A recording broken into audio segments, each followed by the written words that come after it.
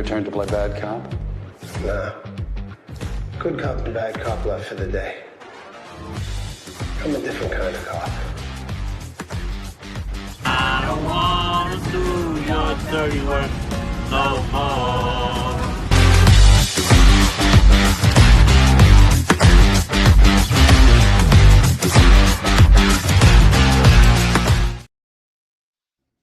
Boom. We are back. Episode 6. I've worked with a new intro. A different Don Draper has been introduced. I cut down the I'm a different kind of cop. I just left to do it. I'm a different kind of cop. Kind of shortened it, but I have to make the audio work with Don insulting Pete. That's what will be added to the intro because that's what the America needs. So put in the comments what you think the quote is going to be, and we'll see if you're right next week. I laughed pretty hard at it. I don't think I've actually seen it happen yet, but maybe it did, and I misread it just like I've misread other things on the show. Mark, how are you? How was your viewing experience? Oh yeah, it was a pretty solid week. Definitely had its moments of just fun, hang out. I don't know about you guys. I had a really hard time thinking about bad guy of the week this week. Just Phil, maybe I don't know. Maybe it was like okay guy. Maybe it might be dumbass of the week instead of bad guy. Because there's plenty of candidates for that. There's a dumbass. Let me tell you. I will argue best episode of one of these shows that I've watched so far happens this week. Oh, interesting. We'll tease. Okay. We'll tease. Not going to tell whose episode that is, but best episode I've had. If you know me, it's not a shocker which episode it is. Matt, how are you? How was your viewing experience? Doing good. We're cruising through these things. We're already like about halfway through season 2. It's exciting. Things are happening. When we did season 1 of this show, thank you again, Video Store, Greenlit, another season. He's really easy to negotiate. Say, hey, we're going to keep recording this, and he says, sure. The thing is, we were crawling. We knew what we wanted to do. We had the idea of the show, but we were not fine-tuned. I believe we are hitting complete stride of where we need to be in the show. I think we're more efficient. We know exactly where we're going. And again, me and Mark don't fight as much because I don't know any of these shows. So my passion doesn't matter. Besides, Pete's going to turn it around one time, and he believes that I'm going to hate January Jones. Probably never going to happen. Just be honest with you. Still hate Pete. Love January Jones. Not in a weird way. Kind of a weird way. Anyways, we're going to talk about The Shield first. So take it away, Matt. Let's see if my stuff stayed. Go ahead. All right, so we're going to do Shield Season 2, Episode 4, Carte Blanche.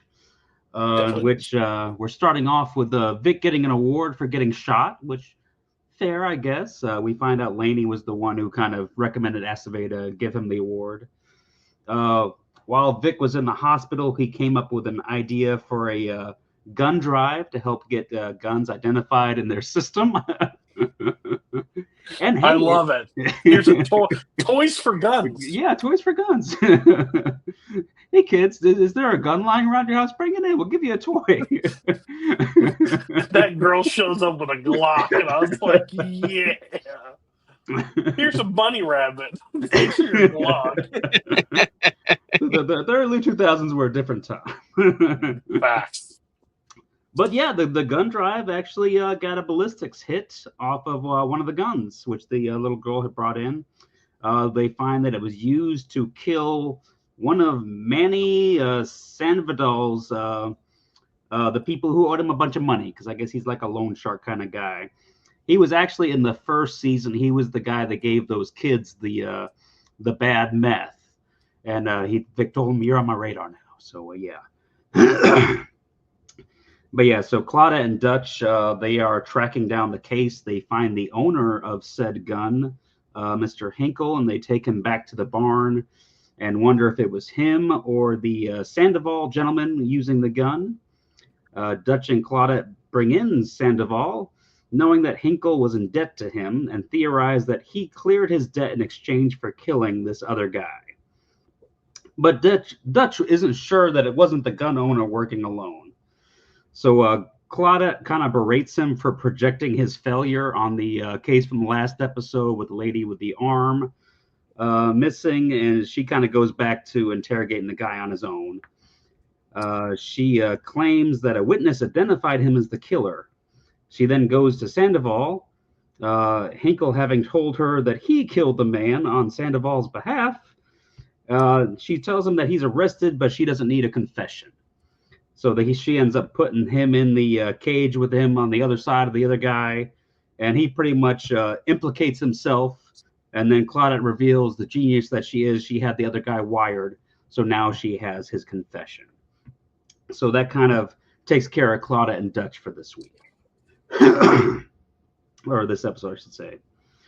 The widow of the man Danny shot is trying to sue the police department, which some might say justifiably so. But I'm less angry about that idea. I mean, he's an idiot, but yes, I understand where you're going. It might have been a little excessive. Who knows? But yeah, it ends up not working out for her. They pull out a whole nother guy, and that falls through. And then there's this weird subplot where Danny catches some guy who is burying small animals in his backyard. He's having kids bring their pets to him and stuff like that. I guess she ends up giving him like a ticket for it.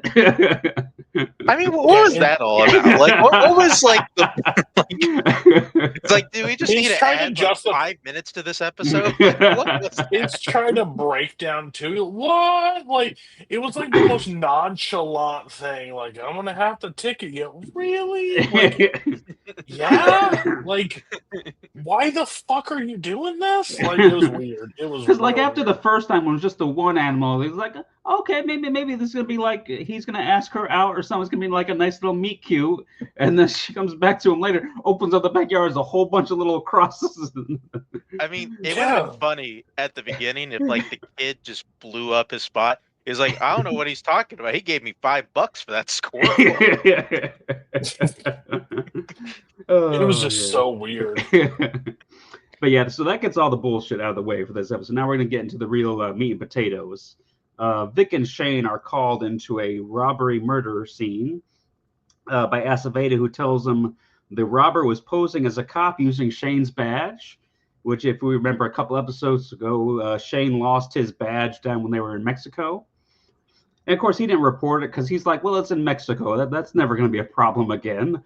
Which Aceveda then kind of reminded him, like, it's a Los Angeles police badge. Where do you think they're going to try to use it?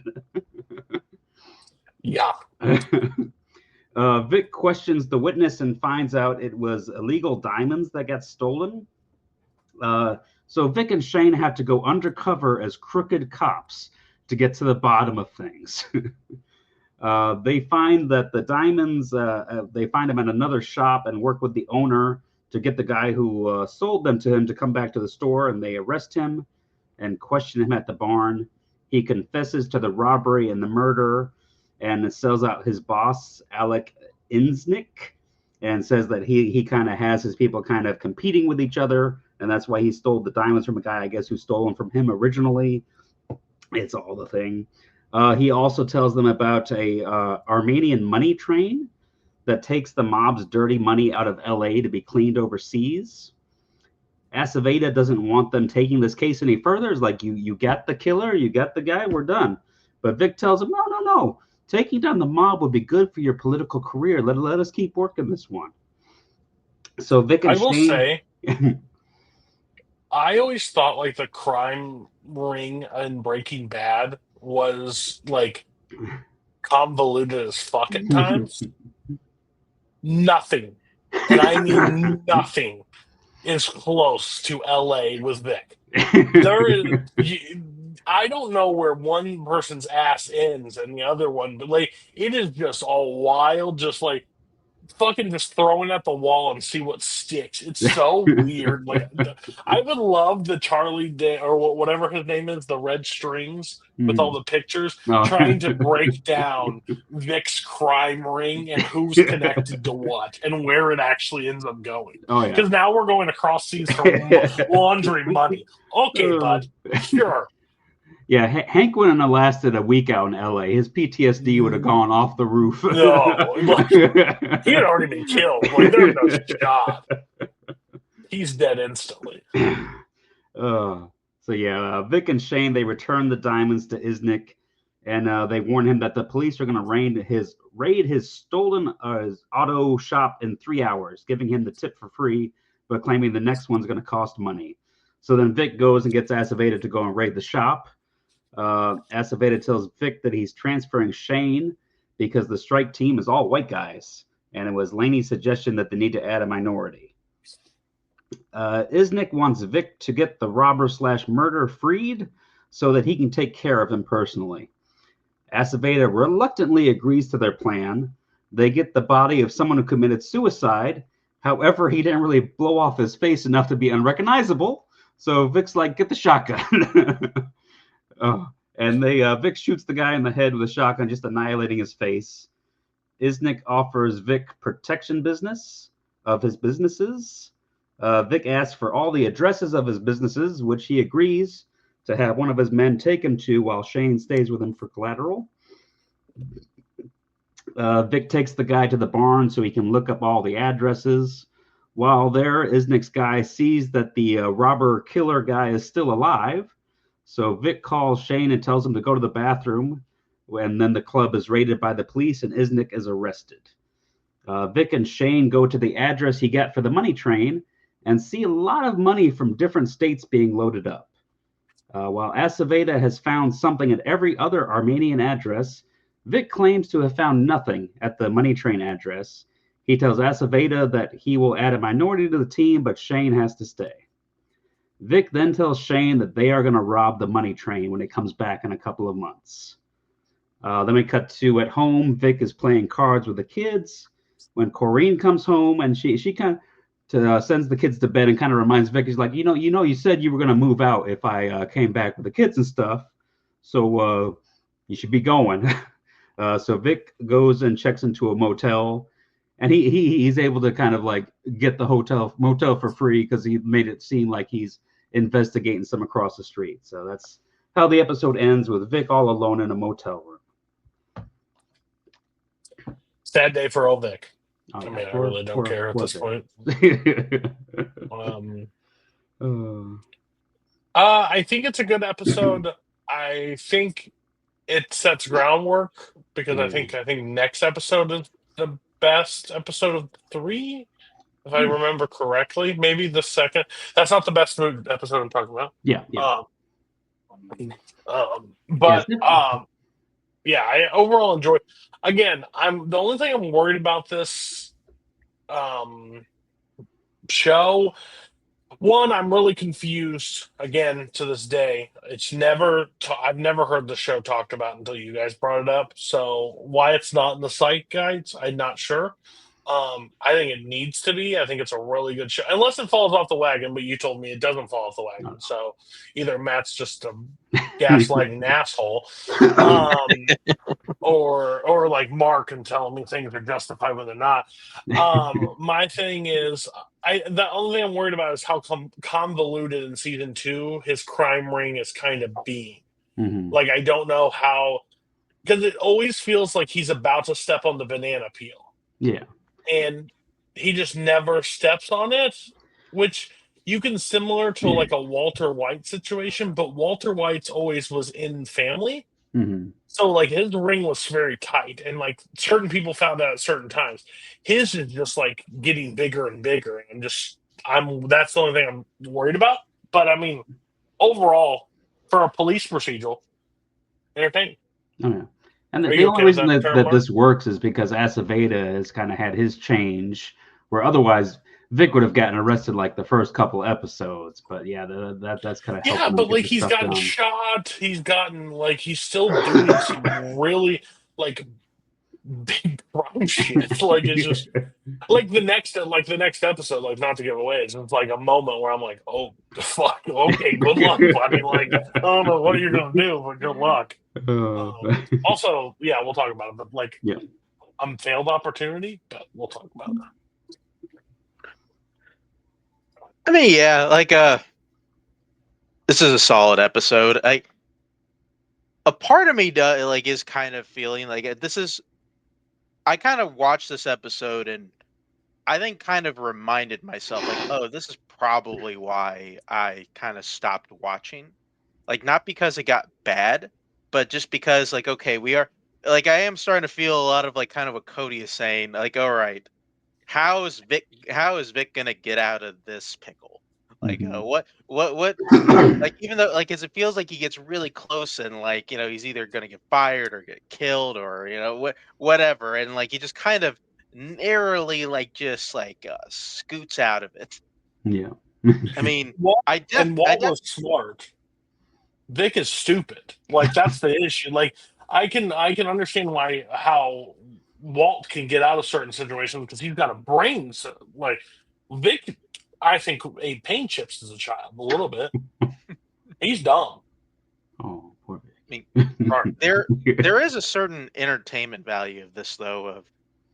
Because him and Aceveda are finally working together, and every time like they are in the middle of something, and Aceveda just learns a little bit more of like the stuff that Vic was doing when he finds out like, oh, like that's why drugs were down because like you were letting this guy like it just I don't know it's like if like Aceveda like is either killed or whatever. I feel like the thing that probably does him in is like he just has like a stroke, like of just continually finding out like all the dumb stuff that Vic has done. Well, that's like, interesting. Well, this one would be if Jesse ran the team, right? And a dumber Jesse was his partner named Shane. Like those two, that's where that like science bit. They both seem that stupid. But the problem was, I think what the show realized and what we would have realized is Aceveda doesn't switch to help Vic at a certain point. Aceveda's dead at this point. Aceveda has to be dead. It wouldn't make any sense because let me tell you, there's no mystery of what Vic's doing. No one believes that Vic is an upstanding guy and just being persecuted in the wrong light. No, everybody knows he does fucking shady shit. There's no one wants to be the one to bark up the wrong tree. They had one moment, and the guy goes, "You know what? This would be a fucking terrible idea. He's targeting my lover. We're fucked." Oh, there's also a bad guy of the week. That's a bad girl, but we'll talk about it. But that's this season. You can proceed. We spent too much time. All right, so we're gonna move on to the next episode, 2-5, Greenlit, I should say. Yeah. Vic and Shane fill in Lem and Ronnie about the Armenian money train, and Lem is kind of hesitant. He thinks it's a crazy idea, and he says, "I don't want any part of that." Ronnie, though, is full on board. He's ready to go. Connie shows up at the barn. She has gotten clean, and she tells Vic that she wants to be an official CI. She tells him about a guy who is selling heroin to kids at school. So Vic and Shane go to the school and discover there's a guy, Felipe Gomez, giving out free samples to kids. They search the lockers and find lots and lots of drugs. And like it was, what kind of drugs was it? Heroin. Yeah, like the fuck? Like we don't just get your kids hooked on like marijuana or something. We're just straight lighting up spoons and injecting. Like it's wild. And again, LA, this place is terrible. This place makes Baltimore look like Disneyland. Oh yeah, motherfucker! All the people on the wire would be fucking dead.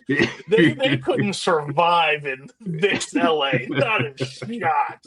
Like, dude, what's his name? The idiot that drinks all the time in the wire. McNulty. McNulty is dead. McNulty is in the crime ring. He is joined. He would be the people they'd be investigating. He's so dumb. See, now if you had someone like McNulty running the strike team, that'd be pretty interesting. That strike team couldn't kick down a door. Yeah, so somebody also dumped paint on Danny's car. Aceveda tells her he needs Julian's 6-month review. It's late.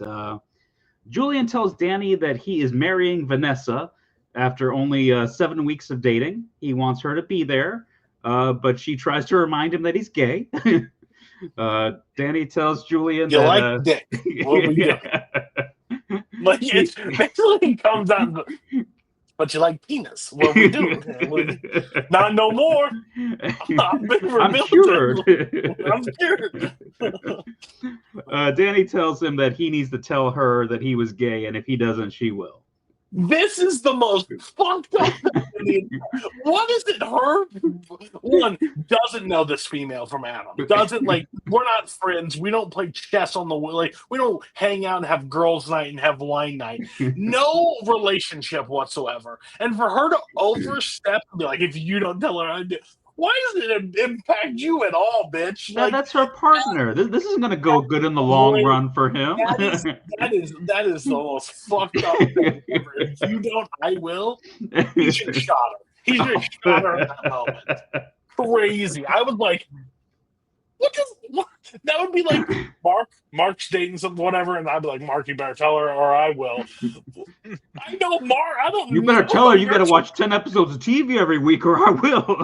Like, I don't know her. Why would I be the one talking to her? Like, I saw her one time when she passed on a webcam, and I'm like, it's my job right now. You do this, or I'm going to tell her she has to watch 10 episodes a week, or you ain't fucking doing this.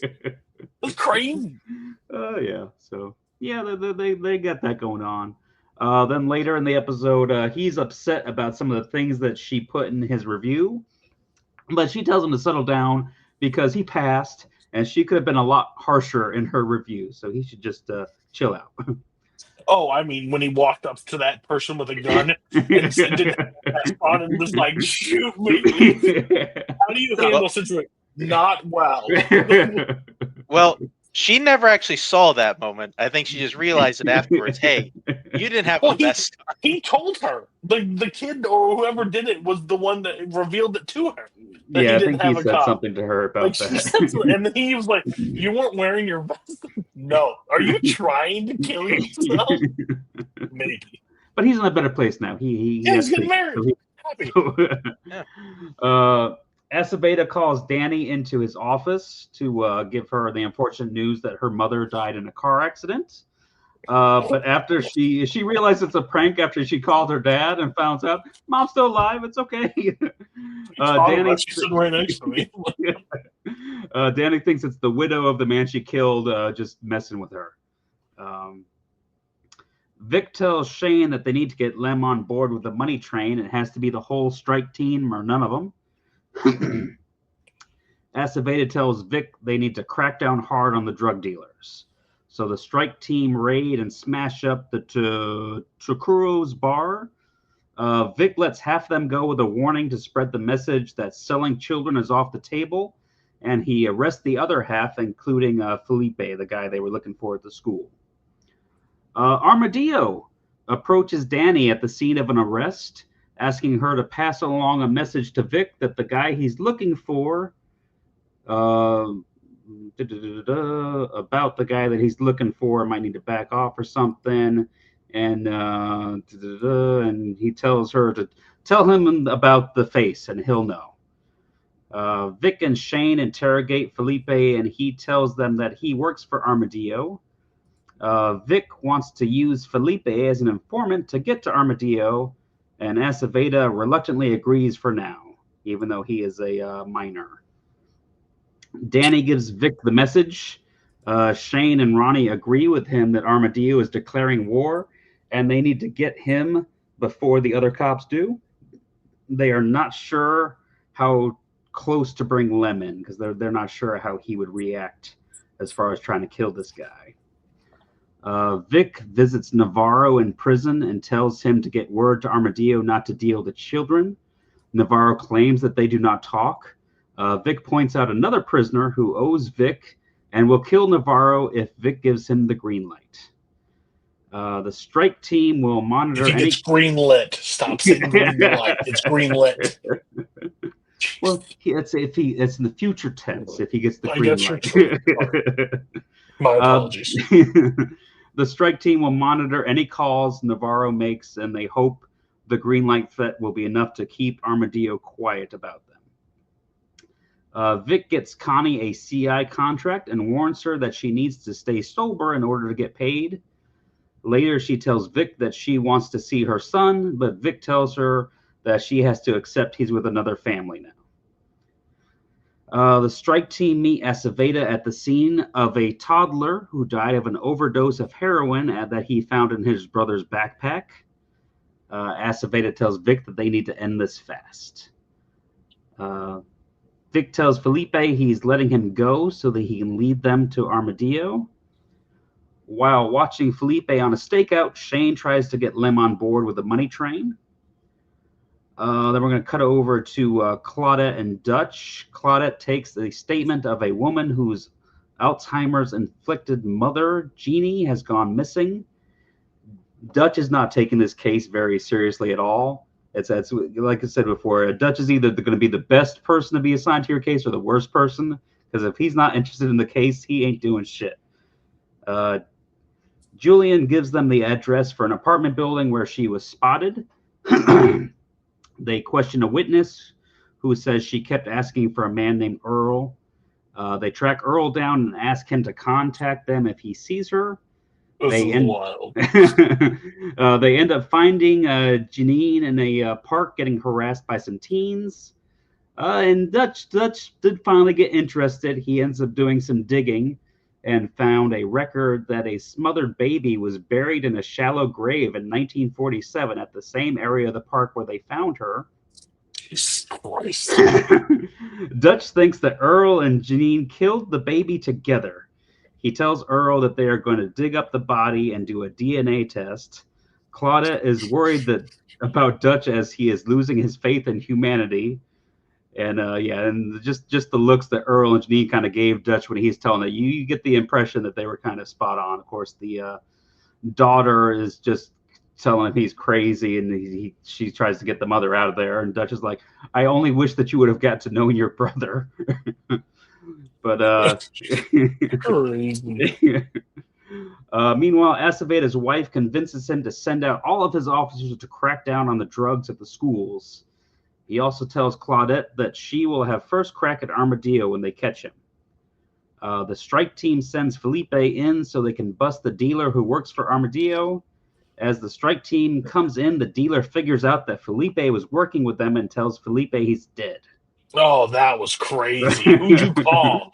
And he calls him, and then Vic's phone's ringing. It's he's like, you're dead. He's like, doesn't matter. And he's like, are you all right? He goes, doesn't matter. I'm dead. Like, you're fucking gone. That's why we don't use minors as CIs. Vic's way of interrogating. He's like, you're going to forget. And then he doesn't say anything. He wraps a thing around his head and starts choking him out. Like, he's just going to murder this guy really there. Hey, this is how Vic gets results. And like I have it a little bit simpler here. Vic assaults the dealer trying to get to Armadillo, but Aceveda interrupts. And he says that he is taking the dealer so it can be done by the book. What are you doing? What's he doing? I'm interrogating. I need to take it with him. No, Yeah, 5 more seconds, he would have told me everything I needed to know. Interrogated him in this bedroom. Claudette already knows, so she needs, or whatever, she's going to take him. I'm sorry, Vic, it's out of my head. We have to do this by the book. It's like, the book? I threw that motherfucker away day one. Oh, no, I used it to beat this other guy. Aceveda and Claudia interrogate the dealer, telling him he will get the death penalty if he doesn't give up Armadillo. He gives them an address for Armadillo. Meanwhile, Vic gets Felipe into a reform program that should give him a second chance to get him out of the area. The strike team traces a call between Navarro and Armadillo and get a different address than what the dealer gave to Aceveda and Claudette, so they think they got the real one. When they get to the address, all they find is a empty house with just a phone on a table. Phone music playing, right? Yeah. Vic picks up the phone, and Armadillo is on the line. Vic tells him he needs to think about his brother before making any death threats. But Armadillo says that he's already taken care of his brother, who we see getting killed in the prison. And Armadillo tells Vic that now he has been greenlit. And that is the end of this episode. I've already taken care of my brother, and he's dying on the floor. And all you hear. I thought that place was going to explode. Yeah. When I thought with the music, I thought that's where it was going to go. I'm like, but then I looked. I was like, well, fucking Shane's here, Vic's here. This fucking thing explodes, and Vic walks away. Armadillo likes to play with his food a little bit more than that. But then he's like, "You've been greenlit." I'm like, "Oh shit, let's go!" I was pumped. Great episode. Claudette and Dutch, like they're overall like Claudette being more and more like fuck Vic and his shit. Like I want this shot when it happens. And then Dutch is like, oh my god, like going through all the steps. Oh really? There's rapists and murder, blah blah. There's people murdering kids, and you want to talk about humanity. So I think that was really good. I just thought like he put him in a mousetrap, like he caught it, like caught Vic like right in the situation. So I thought it was a great episode, one of the best. Oh yeah, incredibly entertaining. This feels weird saying this about a character who had already assaulted a little girl and like put a tattoo on her face, like to say what he did. But like Armadillo like really cements himself as like just a really cool seasonal villain with this moment. Yeah, like I'm letting you know I'm putting a hit out on you. And just to show you I'm not fucking around, I killed my brother. Just you got a weakness of mine? No. He's like, checkmate, bitch. I don't give like. Oh, but what? You'll never see your brother, bitch. I already took care of that. Next, what else you got? Like, that's one of those ultimate moves. Like when you're like, what is he? What? It don't fucking matter. It's game over. So I loved it. That's just a lesson. If you ever beat a guy bloody and burn his face on a stove twice, you should probably just kill that guy. Yeah. Should have kept hitting him with that book. Mark, were you going to say something else? I don't know, but you did remind me of me thinking about all the book jokes whenever you're talking about doing stuff by the book. Oh, yeah. Just smashed stuff by the book. The fucking Encyclopedia of A just got whooping his ass with it, and he did not care. All right, so that's going to bring us to episode 6, Homewrecker. Vic plays the audio from Hold on. Sorry. Yeah. Also, Vic telling that woman, like the girl that she got cleaned up and everything, right? The girl that he beat the shit out of to sell her story. For her to say, I'm sorry, I understand that she was your kid, but she's in a different home. Still fucking wild. She's supposed to just be okay. Vic's placing a bet that her sobriety isn't going to last too long. She's upset in that. You'll be fine. She's not living. It was like this nonchalant, like, yeah, don't worry about it. You're stressed over the wrong thing. Like, it was wild. I mean, what is he gonna do about it though? Like, he's like, bro, I gave your kid away weeks ago. Like, she's like, I thought you were gonna watch my kid. Oh, bitch, she gave her away fast. It was like I couldn't even watch my own kids during that time. Like, my wife left me. Yeah. Yeah, me bringing home a crack baby did not go at all. Bought him and saved my marriage. Got her to move out. Just say it didn't work well. You know, sometimes you save a relationship by getting a baby there, but it did not work this time. Didn't help. Just to let you know, didn't help. Thought it would. So, now you can go to it. I'm sorry. I had to remember that part. But yeah, Vic plays the audio from the phone call for Aceveda, saying it connects Armadillo to his brother's murder. Aceveda warns him to be careful and they need to keep the team safe. And that he has a minority candidate for the team. Vic asks the private detective to have someone watch his family 24/7. Vic gets the rest of the stuff from his home, and installs a new home security system. Danny and Julian respond to a 911 call at a battered woman's shelter and find 6 dead women, as well as a bunch of children upstairs who were left unharmed. And that was a real creepy scene, just going through the dark house, just finding body after body. But I think that was a cool opening.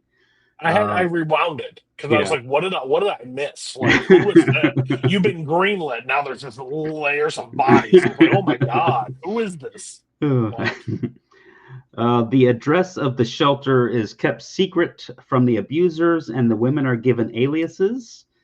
Dutch and Vic agree that the suspect is likely one of the women's abusers. The shelter's director shows up and tells Vic that there was a laptop that has the women's real identities, but it's password protected, and the password holders are among the dead. Let me tell you, most 2000s moment ever, trying to hack into a computer, and of course Dutch has to be a part of the password breaking, where she has 0 patience for anything. That's a great scene where he's like trying to get the IT guy to crack the thing. It's like, I just make sure your computers and phones work. Yeah, come on, man. You made me enter a password once. Figure it out. She asks if all 7 women were killed, but Vic tells her that they only found 6 bodies. So Vic takes her back to the barn to look at the photos, and she identifies the missing woman, a prostitute who recently arrived. Aceveda tells Danny that the widow issued another complaint because Danny called her, accusing her of the paint on her car in the prank call. Aceveda is mad that she called from her home, creating a trail, and he tells her to apologize. She apologizes, but the widow's lawyer issues a restraining order against Danny. Meanwhile, Ronnie is able to crack the laptop for Dutch after going through it. So pretty much this is like one of the first things that Ronnie has done in the show is crack the laptop. Dutch discovers there's a missing 7-year-old boy. However, his 2-year-old sister was left behind, and their mother was one of the victims. The suspect is Mike Holden, a firefighter with a thing for prostitutes. We cut to Aceveda is in uniform due to a mandate from the new chief of that for every captain to wear the uniform on the streets once a month for image purposes. He rides with Julian, and they respond to a call about a child's stolen bike. Stealing buddy gets bike. Aceveda gives Julian advice about not keeping any secrets from your spouse. They see a kid riding a bike that matches the description of the stolen one. Without giving the child a chance to explain himself, Aceveda takes the bike. And when they try to return the bike, the kid said it isn't his because he has his initials scratched in it. Aceveda realizes they made a mistake. 12 minutes into uniform, he racially profiles a kid and steals his bike. It's great. They go to return the bike, and the kid accuses them of racially profiling him. Julian is able to calm the situation by telling him this is my partner's first week on the job, and he's still learning. The other cops are joking on Aceveda as a uniformed officer. And then eventually, later on in the episode, Aceveda buys the kid a bike to replace the stolen one. And I guess he scratches the initials in there or something. But yeah, so the kid's happy. Vic helps the shelter director get the new women into a unused temporary witness housing. So he kind of sets them up in a new spot. Connie is talking to other prostitutes trying to get information about the missing prostitute and Holden. Dutch and Claudette interrogate an officer who is close friends with Mike Holden and bailed him out on trouble several times. They show him pictures of the dead woman, including Mike's wife. The officer said he wouldn't do that. Claudette theorizes that the officer gave Mike the address, but he refuses to tell them anything. Vic interviews a Latino strike team candidate and kind of scares him off by telling him that the strike team has been greenlit. Vic gets another call from Connie. She has been picked up by the missing prostitute and is now babysitting Holden's son. Holden walks in on her using the phone, hangs it up, and insists that she joins the adults. The strike team and the police show up, and Holden notices the other police outside. He uses Connie as a hostage. Vic gets in the apartment and tries to talk him down. It doesn't work, and Holden shoots Connie, killing her. When Holden is distracted by his son, Vic rips down the blind so the snipers can kill Holden. So yay. Danny is approached by a pair of internal affairs detectives who ask to search her car based on an anonymous call that she's selling marijuana, which they do find marijuana in her car, and she blames it on the widow. Vic tests the new home security system, and Corey notices that something is bothering him, but not learning any lessons from the first season, he refuses to open up to her. Vic drops off groceries at the shelter's temporary location to end the episode.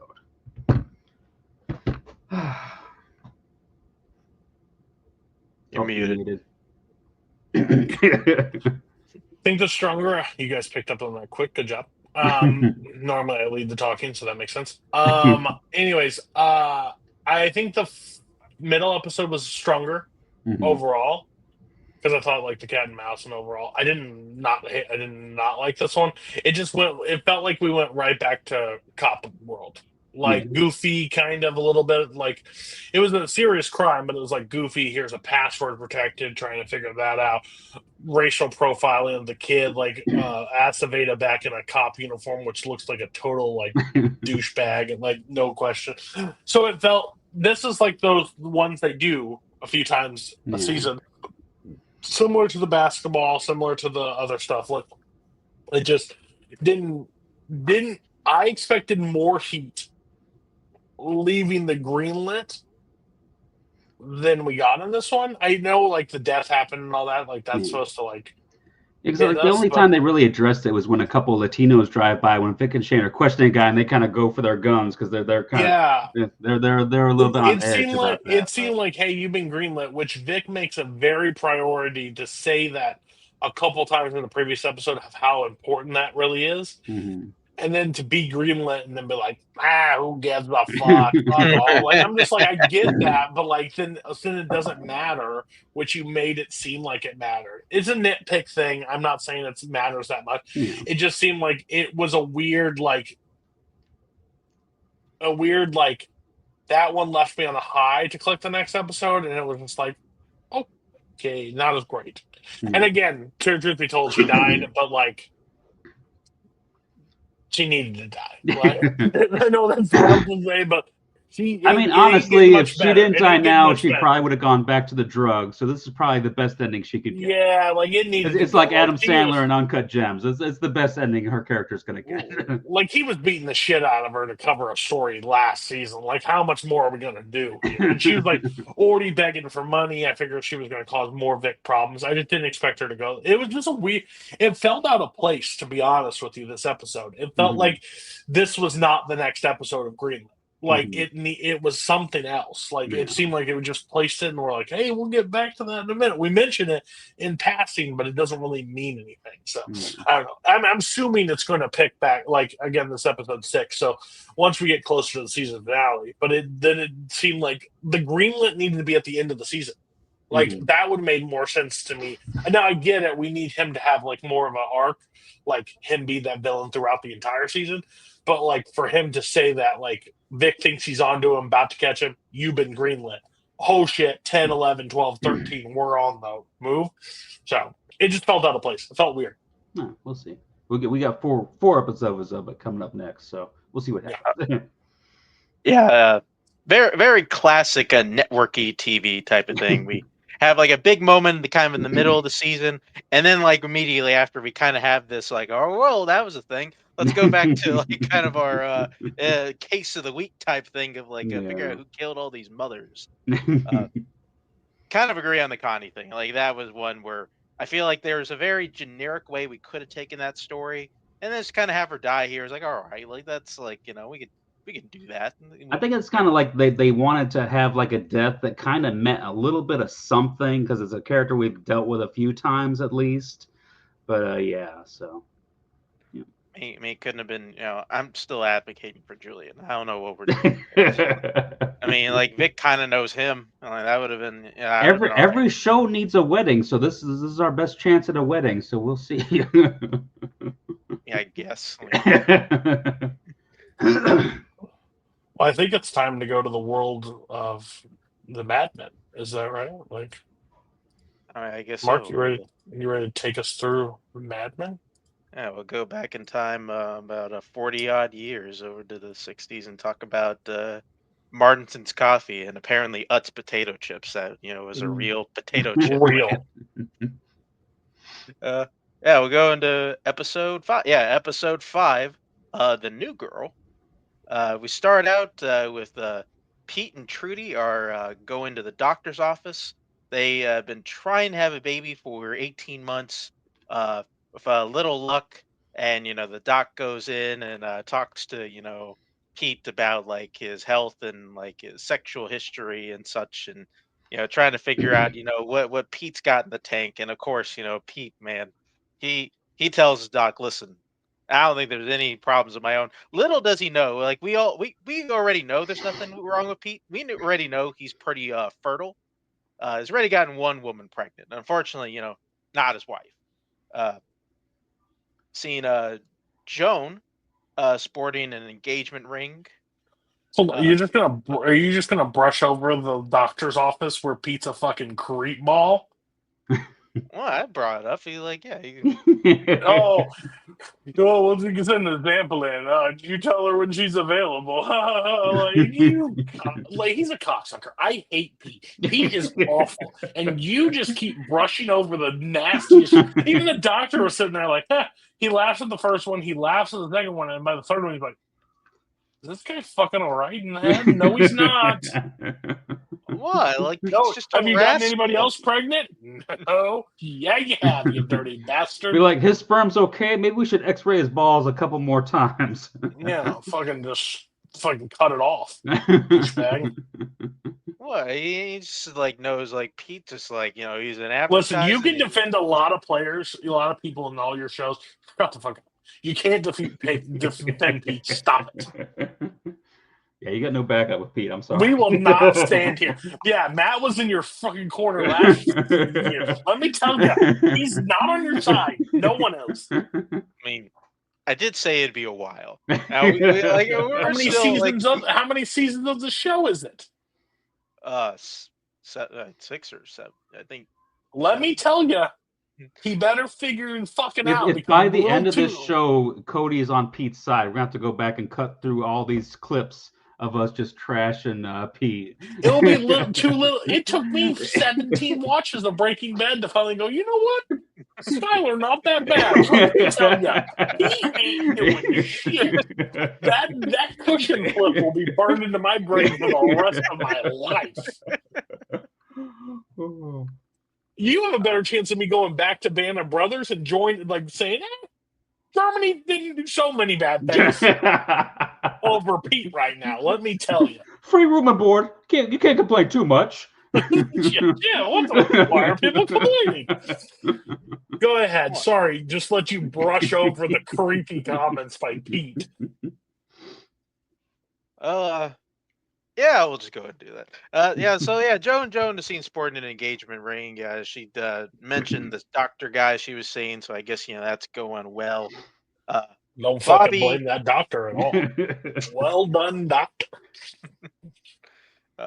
Bobby calls Don at the office to come drink with her at a bar. She's celebrating getting the pilot she was the show that she was telling Don about, like the candid camera type thing with Jimmy. She was able to sell it, and of course, Don gets the call, and they go and spend a night on the town. At some point, they run into I believe it was Rachel Menken. I couldn't remember her first name, and I didn't really want to look it up.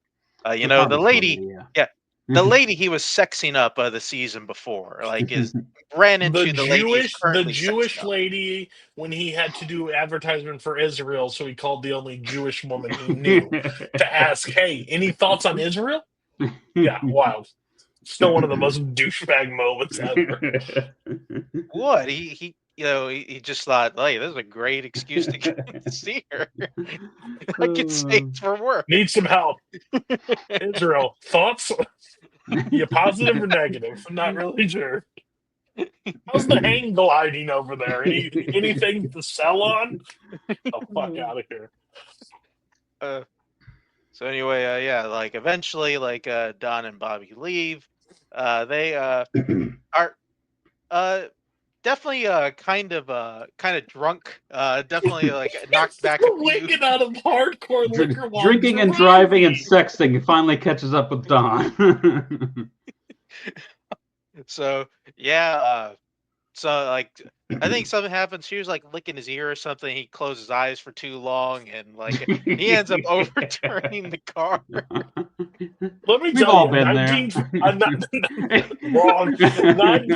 1950s car accidents look like the most painful thing I have ever seen.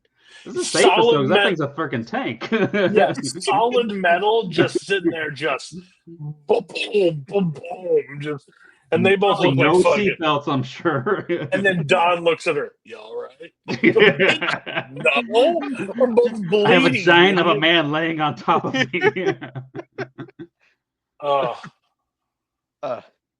So anyway, they are brought over to. They're brought over to the police station. Where I gotta say this, I was flabbergasted in this scene because the cop said that Don was at. Not over, not under. He was at the legal limit, which I guess at the time was 0.15. Like Don, drunk as fuck. Apparently, like 1.5 was which 60s people love to fucking party. Like that's some World War II shit that just didn't ever change. Like it's just there. Like it's like, what's a limit? Fuck, maybe Sounds 2 like a stops your 0.6 or 0.8 when he wakes up.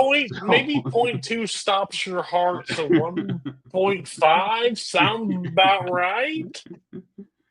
So you can literally fucking drive at 1.14, just boogieing down. Well, here's the thing: wasn't that much of a penalty against it? Because as they told him, yeah, that is a misdemeanor. That would be $150 ticket. Like I don't even think they were gonna put him in jail. Like if he had the 150 on him, like yeah, you're free to drive home. Oh, and it was like the most funny moment where he's like, "There's $63. I will send the person over with the next thing." He goes, "Oh, sir, that's $150 tonight." He's like, "All right, I will have somebody in the morning send over $500. Nope. Nothing personal, just $150. You can call your wife or a friend or like whatever. Just like, shit. Like, you ain't getting out of this bucket, buddy. What are you doing? Don't drink and drive in Podunk, whatever part of New York they were at. Because this good old boy wasn't fucking around. He didn't give a shit. So yeah, so Donna needed some help to get out of this pickle, and he calls, of all people to call in the office, he calls Peggy. Peggy's the one that shows up with $110 to bail them out. I was sitting there thinking, like, who the fuck's he gonna call? And then I said, of course he's gonna call Elizabeth Moss. Of course he's gonna call Peggy. Who else the fuck would he? The most abused woman in this entire fucking place. He's gonna use her to bail her out. So yeah, like Peggy ends up giving him a ride back. They mention maybe Bobby should stay with her because, which I guess at the time we are aware of concussions, because she was like, yeah, like maybe like Bobby shouldn't be alone. She's kind of nodding off in the car. Like I don't think that's normal. If you're gonna throw up, please let me know. Ron, will you talk to her? Betty, wake up. I'm fine. I'll be fine. I just can't go home. Yeah, in which when Don goes home, I think he pulls off his second most impressive feat of the episode, where he shows back up.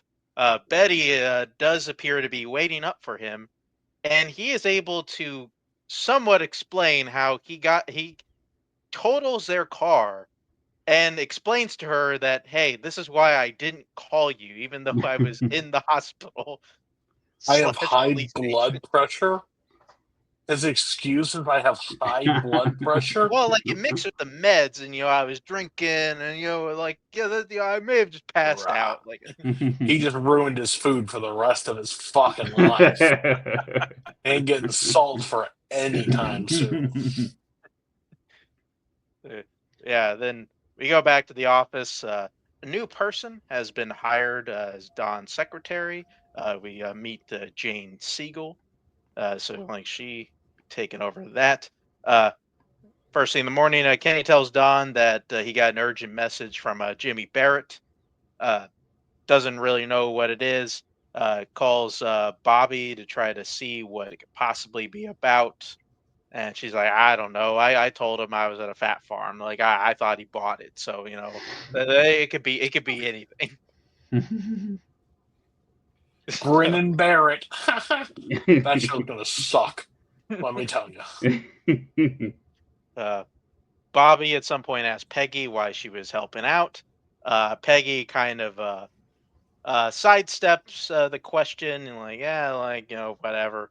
Uh, we then go into a snippet into the past where we see her kind of just after she had the baby, and like which like I would say from like previous episodes when we saw like the baby that we all thought was hers. I think that gets a lot murkier because we see her sister who's standing there pregnant, and I only remember seeing one baby like in there. So like I don't know if like she gave her baby up and like she's taking care of Elizabeth Moss's baby, or like this baby is just somewhere. I don't know. Uh, Mystery for another day, I guess. So Mhm. so yeah, like this is where the doctor's telling her like, hey, you had a baby and we told you about it. You gotta face this. And Elizabeth Moss still kind of out. Peggy's still kind of out of it. She doesn't really want to go back into it. Uh, Joan eventually talks to Roger about her engagement. Roger's kind of making subtle notes like, yeah, this is kind of where your life's going to start. And she makes notes like, what, you're going to see me at work every day? And Roger's like, yeah, no, I'm not. Like, yeah, we'll get to that. They're like, you'll see. After spending the day with Peggy, uh, Bobby and her part ways. Bobby tries to give her a bit of advice on how to kind of survive the business world as a woman, uh, and trying very hard to remember if like Peggy took that advice. I don't really feel like she did. Uh, She did start Pete, dressing a little differently. oh yeah, uh, Pete then goes home. Trudy tells him about his semen test results. Oh yeah, there was some point where like he jerked off in a cup. We skipped over that. Uh, I mean, I'm sure yeah, he does Trudy. it every week. We just don't see it. Yeah, Trudy tells him like, hey, yeah, the doctor said like your semen came back good. He's like, ah, good news. All right, I told you there was nothing to worry about. Like sort of insensitive about the fact that yeah, it is probably if they are having trouble, it is most likely coming from her, and she brings that up and is like, yeah, well, like, isn't this good news? Like, yeah, like I got some good sperm here, baby. Wait, Pete insensitive? Are we talking about the same Pete here? No, could be. So So yeah, like he tries to get her to see a life possibly about a kid, and she is like, "Nah, I still really want to have a kid." And they end up going out to dinner to try to calm themselves down. So like I'm sure things will be a okay going. Oh, No, yeah, no issues. yeah. Uh, as Peggy is cleaning her apartment, we see her further contemplate on the past, where we then see her uh, in the doctor's office again, back when she just had the baby. And of all people to come and visit her in the hospital, it is Don. Don is there and say, "Hey, uh, weird thing happened. You got a promotion, and then stop showing up to work. Thought that was weird. Your mom told me you had tuberculosis. I guess she thought that would calm me down. So, had to show up, see what happened. And then, Peggy's like, I don't know. People are telling me what to do. Like, I don't know what to do. And then Don gives maybe one of my favorite speeches of the show. It's like, yeah, you know what to do. Like, whatever they say, just do it. Just do it. And this never happened.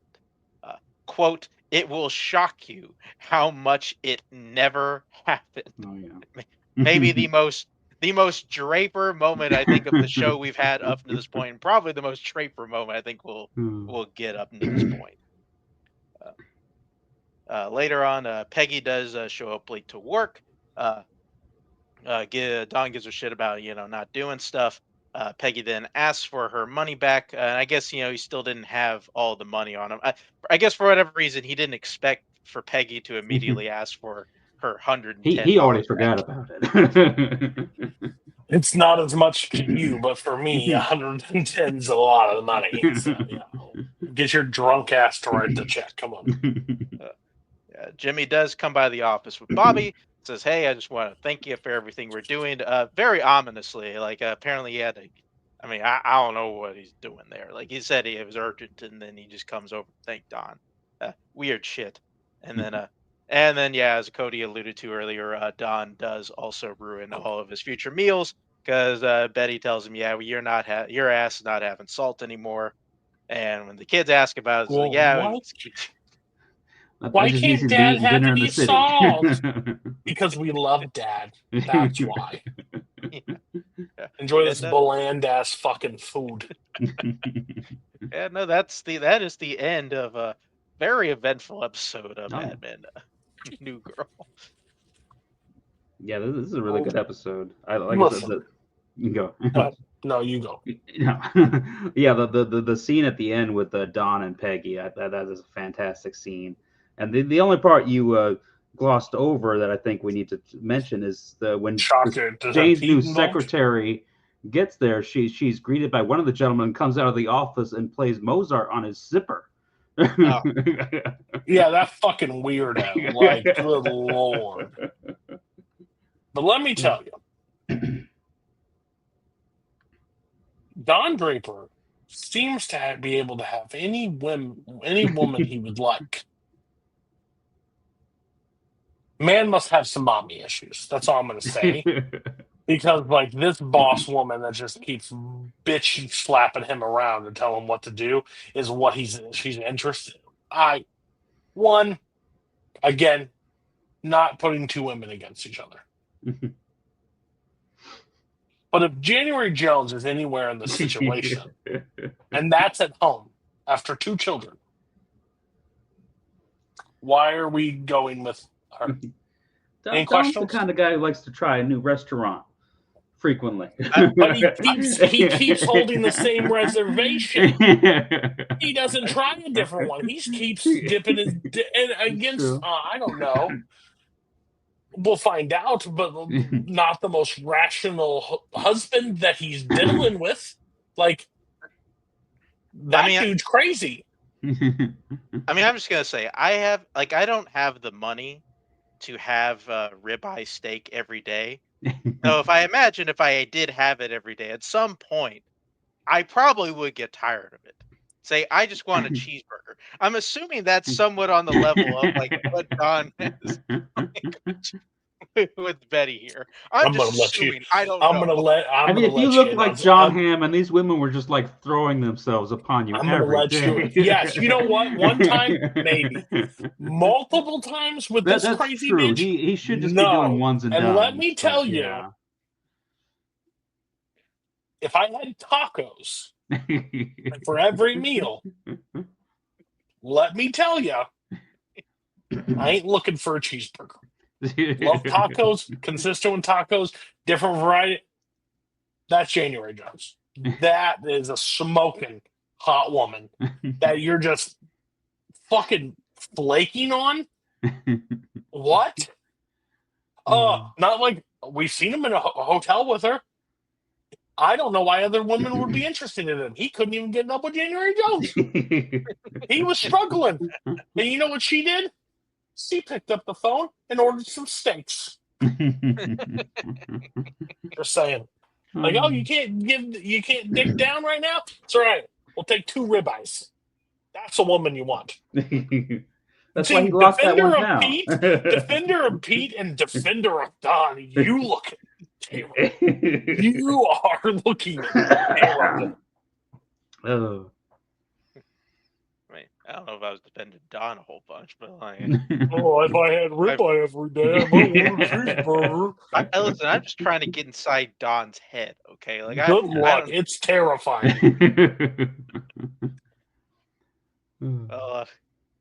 Yeah, I think that's probably enough. I think we cracked it with that one. Let's move on to episode 6, Maidenform. I don't. I'm assuming this is still a company. I don't know. Could be. I don't buy bras, so I guess we'll figure that out. Yeah, apparently, Playtex was kind of wowed, I guess, about like Maidenform's kind of new ad campaign. They call Sterling Cooper and say, "Hey, we kind of want something new to go along here." Still in company. Still company. Okay, nice. Yeah, so there's like bras on my page. Don is like, I don't know, like their sales are up pretty high. I don't know what the hell they want new thing for. Duck is like, let's just go ahead and do it for them. All right. So they go ahead and do that. Then we see Duck's family, his kids and his dog come to visit him for the week. I guess because I think we knew before he is divorced, and he's getting more time with his family and his lovely dog Chauncey. Pete, Salvatore, and Peggy. I guess they're talking about Clear Cell, trying to figure out a direction to go there. Peggy and Don celebrate. Oh wait, I don't know why I put Peggy. Betty and Don. I think I've been mixing those up a lot of those. Betty and Don celebrate their Memorial Day at some country club. Everybody's like getting together and like celebrating all the veterans. Betty sees Arthur at the event. They have a moment, and Arthur's like, "Hey, I guess you're like riding at a different time. I hope that's not because of me." And Betty like kind of very politely sidesteps that conversation. Like somehow still has a a fine conversation with the man somehow. Don does leave early. He says, "Hey, I think I gotta make an appearance into work. Everybody's working over the weekend." It did seem to appear like he was going to try to get a bit of a booty call. Bobby tells him, "Hey, my son's coming over. I don't think I can do that." And Don is like, "Oh, all right."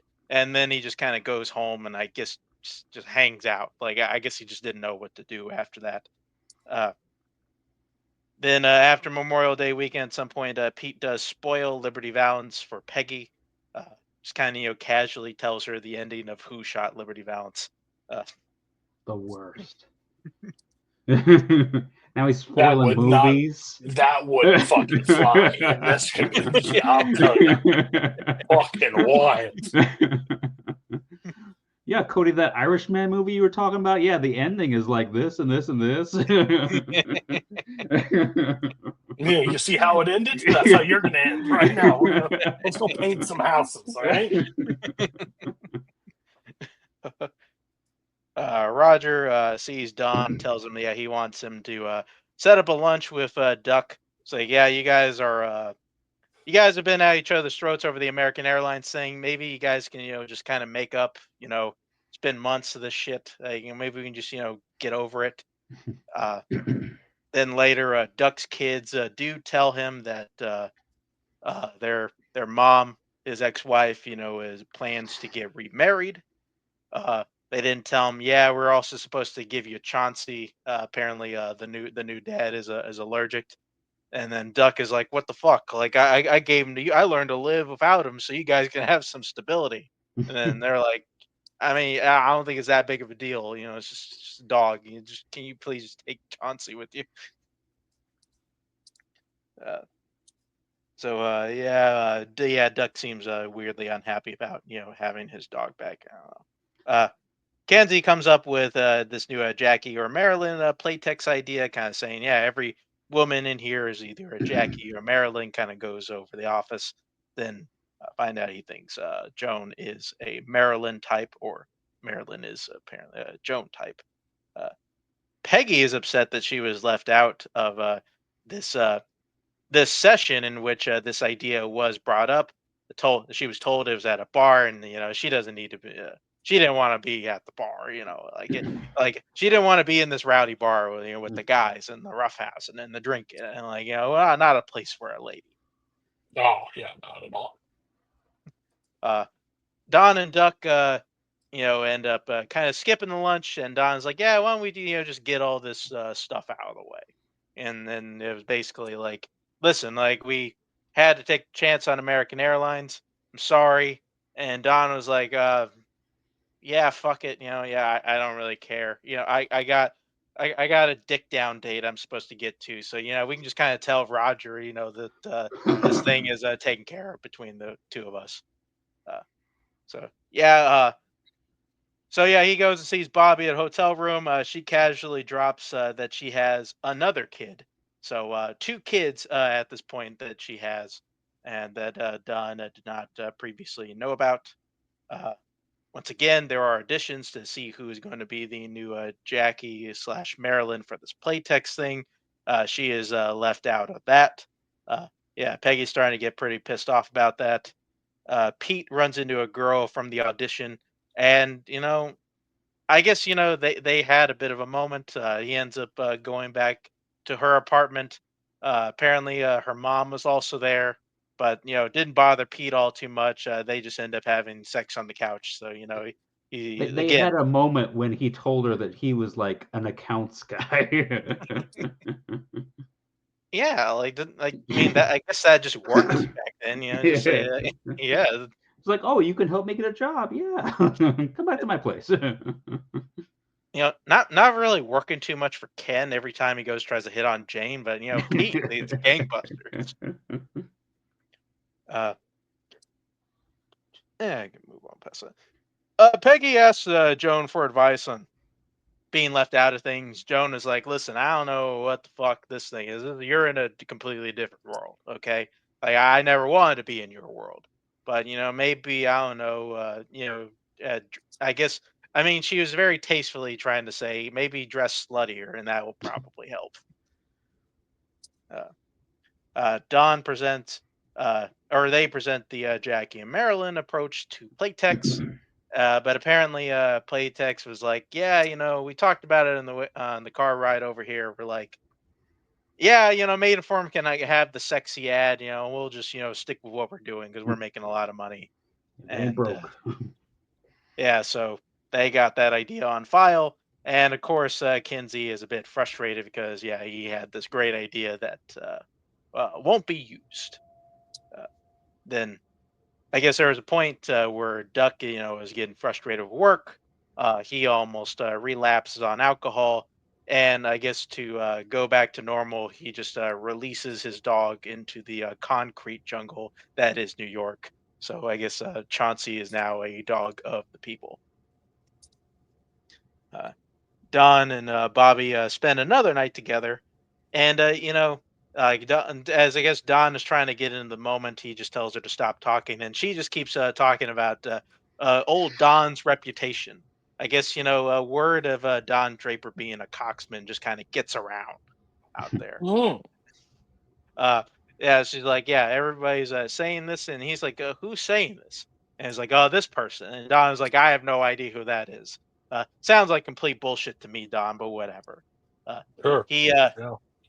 Yeah, he then gets, I guess, somewhat kinky, ties her up. But then he starts getting dressed afterwards, and she's like, "Oh, what are you doing? Where are you going?" He's like, "I told you to stop talking," and he just walks out on her. So I guess there is some things that Don is able to exercise some self control. No, some. Yeah, not really. Uh, Peggy does show up to the club with the Playtex people and the boys. She dresses for a night out. She, sits on the Playtex guy's lap, ready to have a good time. And then Pete then shoots her a glance kind of similar to the glance that they had last season when he tells her that, yeah, I don't like the way you're acting in this shit. But Peggy's got to do what she's got to do. And then Don has a bit of a weird moment when he's shaving as Sally is in there, talking to him, and he just kind of loses himself. Tells Sally, yeah, you better leave me alone. And then he has a silent moment of reflection in the bathroom as Maidenform does end. So, what do we got? I did note that not only do you let Pete slide on some things, you let Don slide when Betty was modeling the new bathing suit that she bought for Dawn, and Dawn pretty much told her that she was a slut and she needs to go get like a one-piece bathing suit instead. Yeah. You want to defend yourself now, Mark? I mean, I did have that written down, but it kind of felt like a non-plot pertinent thing, and I figured somebody will probably bring it up. You know, when he sat there and be like, "Oh, we could just move on from there." That was it. That was it. He was like, yeah. But yeah, Scumbag. Duck. I know we had said it's hard to find a bad guy this week, but Duck was a bad guy this episode. That poor dog just letting him run loose like that. Yeah. Wild. Duck, he kind of sucks. Like, I'm the only one. Does people like him? Because I don't. Oh no! Like I feel like the jury's kind of out on Doug. Like they came back kind of quicker on than they did on the OJ trial. They were like, yeah, we're just not a fan. Nobody seems to like him. We don't really know what he does, but he's here trying not to be an alcoholic. How's that working for him? Not very well. He picked the perfect place to work. It was a fine episode. I think the previous episode was better. Yeah. I don't know if spinning wheels is the right way to put it, but definitely a bit of we slowed down a bit because we are going to pick it right back up with this next episode of the Gold Violin. We then enter into I think it was a Cadillac showroom. I think it was Cadillac. Mm-hmm. We see Don kind of looking through the showroom. He's I guess in the market for a new car because I guess they must have told him like, hey, these cars aren't meant to roll over more than once, so you got to get a new one. Then as he's looking for a new car, we see he goes back into the past, I guess at a point where he was a used car salesman, and he then becomes a woman comes to see him, and she's like, hey, are you Mr. Draper? Are you Mr. Donald Draper? Is yes, I am. It's like, okay. Funny thing about that, I'm Mrs. Draper, and I'm pretty sure you're not my husband. And that is the last we see of that for this episode. I'm sure that it won't come up later on. No. Normally those things just die, Harry comes tells the group about this meeting. He has a Cooper. He's thinking, hey, they're probably going to expand the television department. The group is like, yeah, he's probably going to ask you about this painting. They're like, what painting are you talking about? Then Jane is, in the conversation. She's like, hey, we could just go look at the painting. Let's just go to Cooper's office and look at this painting. She's able to, get what was it? Harry, Salvatore, and Ken to go look at it.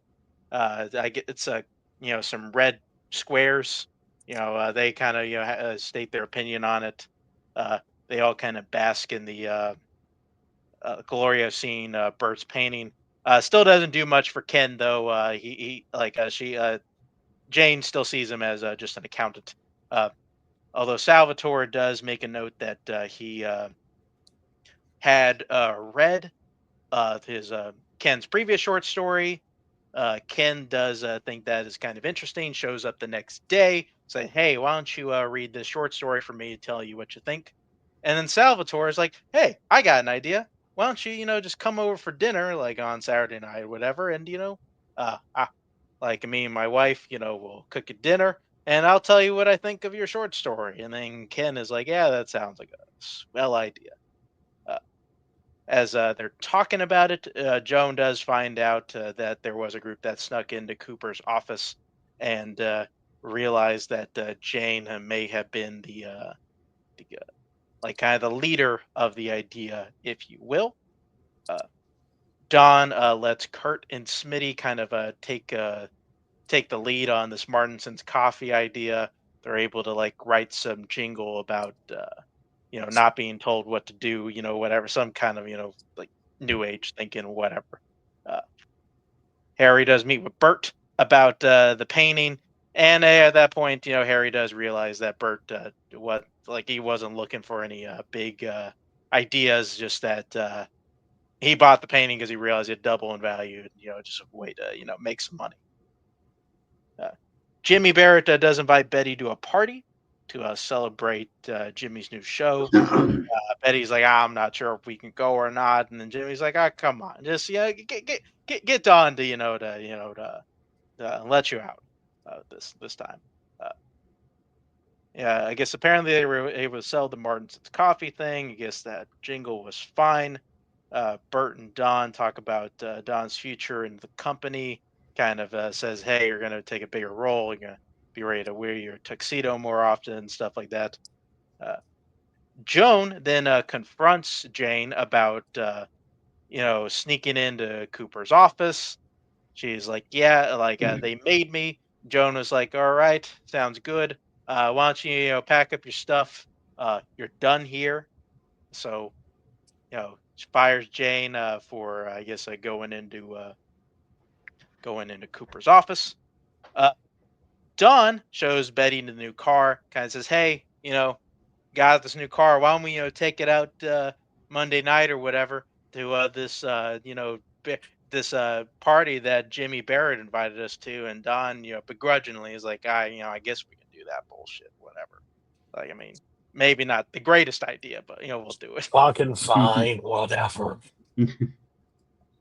She wants to do it. He's never happy. Like, Jesus Christ. Because her and Roger did share a few moments, I guess, throughout this episode, and I guess kind of before Roger, Jane goes to see Roger, say, hey, it's my last day, just got fired. Roger is like, I'll talk to Joan. We'll fix this whole thing right up. Just come back into work on Monday. You'll see that everything is right as rain, and just good as new. You are definitely not fired. We then go into the pre-aforementioned dinner. Ken does come over and shares a meal with Salvatore and his wife. You see they're he's giving him some Italian dishes.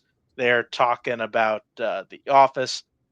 There's definitely a bit of a weird energy between Salvatore and Ken. Definitely a bit of a first date energy, and of all people to notice it, Salvatore's wife definitely notices it. Feels like a third wheel in a dinner that she is at. Doesn't really know what's going on, and I think like much of us who were there definitely picked up on that weird like moment where Ken lights a cigarette for him, and she's like, "Oh, what the fuck is this shit?" I thought his zipper was going to be unzipped at some point. It was getting uncomfortable. At first, I was like, when the invite happened, I was like, does his wife like know? And like, no, it clearly was not. I was like, this is some weird fucking 60s shit they're about to get into, but obviously she was not privy to the situation. And I was like, I mean, it should have been one of those time lapse because, like, everything, like, oh, he picked out this, he did this, like, oh, he does the design here, cooks the ball. All these things are just like, it should have been like her, like, zooming out and be like, oh my God. She should have had her, like, unusual suspect moment. I think he's gay. I think he's gay. Nah, couldn't be. It is. Yeah. So. Yeah, they, eventually talk about his short story, and I guess, he liked it, but he didn't let his wife read it, so another weird thing there. Of course, Kenny does eventually leave. He seems to have a good time. Salvatore and his wife do fight about like this weird thing, and she's like, don't worry about it. We'll clean up, put your feet up, whatever. Like, it's all good. And I guess, she was somewhat okay with it at the end. I think she's still maybe needs at least a night's sleep to get over it. Of course, while Salvatore is cleaning up, he does find Kenny's lighter. And, of course, we then see him using it at the end of the episode, noting that he needs this keepsake that he had with Kenny. We then go into Monday morning, where Jane does show up for work, and she sees Joan walking over to her, and she's definitely nervous. And they go, maybe she's gonna tell me something, like, I guess it's just a misunderstanding. Joan is pissed. Like, what in the fuck are you doing here? I'm pretty sure I fired your ass. Like, you got some balls showing up here I'm Monday sitting like there it just never happened. what the balls on this one? Like, she just is straight fire. Joan may have met her match. And yeah, Jane is like, I don't know. You talked to Roger, he said he straightened it out. He's like, I did not say, Roger did not talk to me at all. I don't know. He's just saying, like, you do this sometimes. You just kind of fly off the handle. It's like, did he now? All right. Uh-oh. Oh. I'm I sure that's guess, the end of that. So He that is does never getting laid again by her. does end this particular bout with Jane and Joan. We then see Don and Betty go to the party that Jimmy invited them over to. They are talking about business and such. Betty does feel nice. She's dressed up nice. Does eventually meet up with Jimmy. They seem to be having a decent old time. And then, kind of in the middle of their conversation, Jimmy kind of subtly notes that, hey, I think your husband and my wife are, hooking up. And then, like, I mean, I don't know what you're talking about. Come on, just look at them. They look like, a good old married couple over there. We're over here, just kind of taking it. And Betty's like, yeah, I don't like what you're saying. Like, so she ends up going off. And then, of course, she's like, yeah, you people are mean and crude. And then he throws out just great comedic line. It's like, what type of people are you talking about? You mean comedians? I hate him. Yeah, we then go to guess Don and Betty are all partied out as they're leaving. Jimmy does drop this great line of, hey, you know what I like about you? Nothing. Pretty much then goes to tell him how much of a scumbag he thinks Don is. Like, hey, you want to go mess up your marriage? Fine. You don't fuck another guy's wife. I think you're garbage. You're the worst person ever. You can go fuck yourself. That type of shit really tears into him at the very end of the episode. And that's like the first time we've seen someone do that to Don, I think. Yeah, it was like oh, fuck. Like, yeah, he's And like, Don's pretty yeah, much by just the way, like I sitting there think you're taking garbage. it. It's one thing to do whatever you want, but when you do it to somebody else, you don't fuck another man's wife. I think you're trash. Like, oh, God. That's what hookers are for.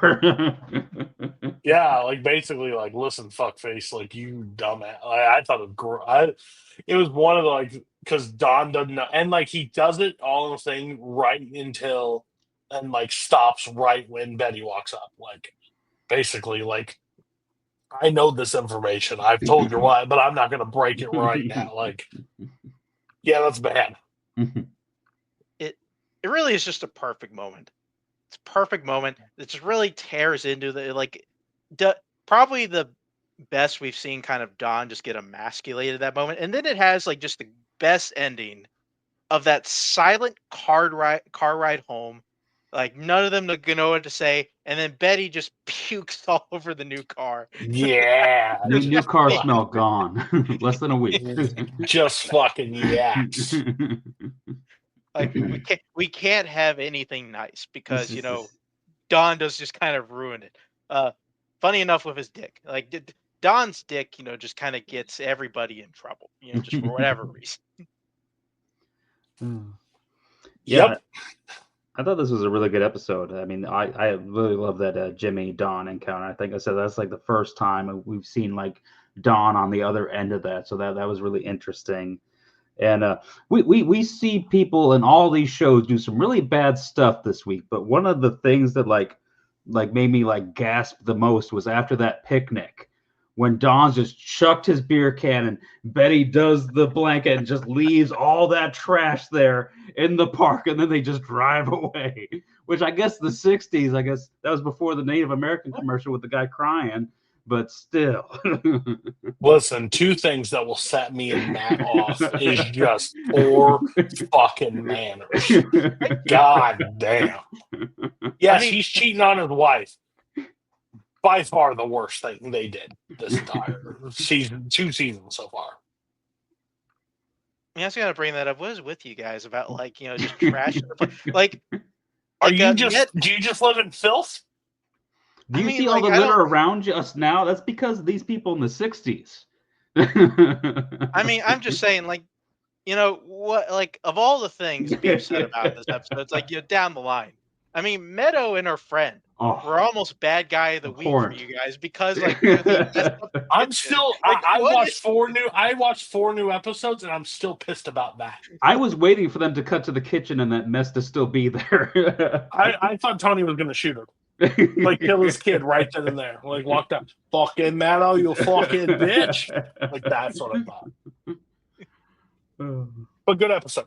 Probably one of the best episodes. Still not the best episode of the season of the series. But so that narrows it down. We know it's a Sopranos episode. It's in the Sopranos. Again, if you know me at all, it's really not that hard to find out. But I'm really easy to fucking pinpoint. But no, I thought it was good. I thought this was the best one. I wanted to see somebody stand up to Don. I kind of wanted Betty to get more information because I don't know what's going to happen with them.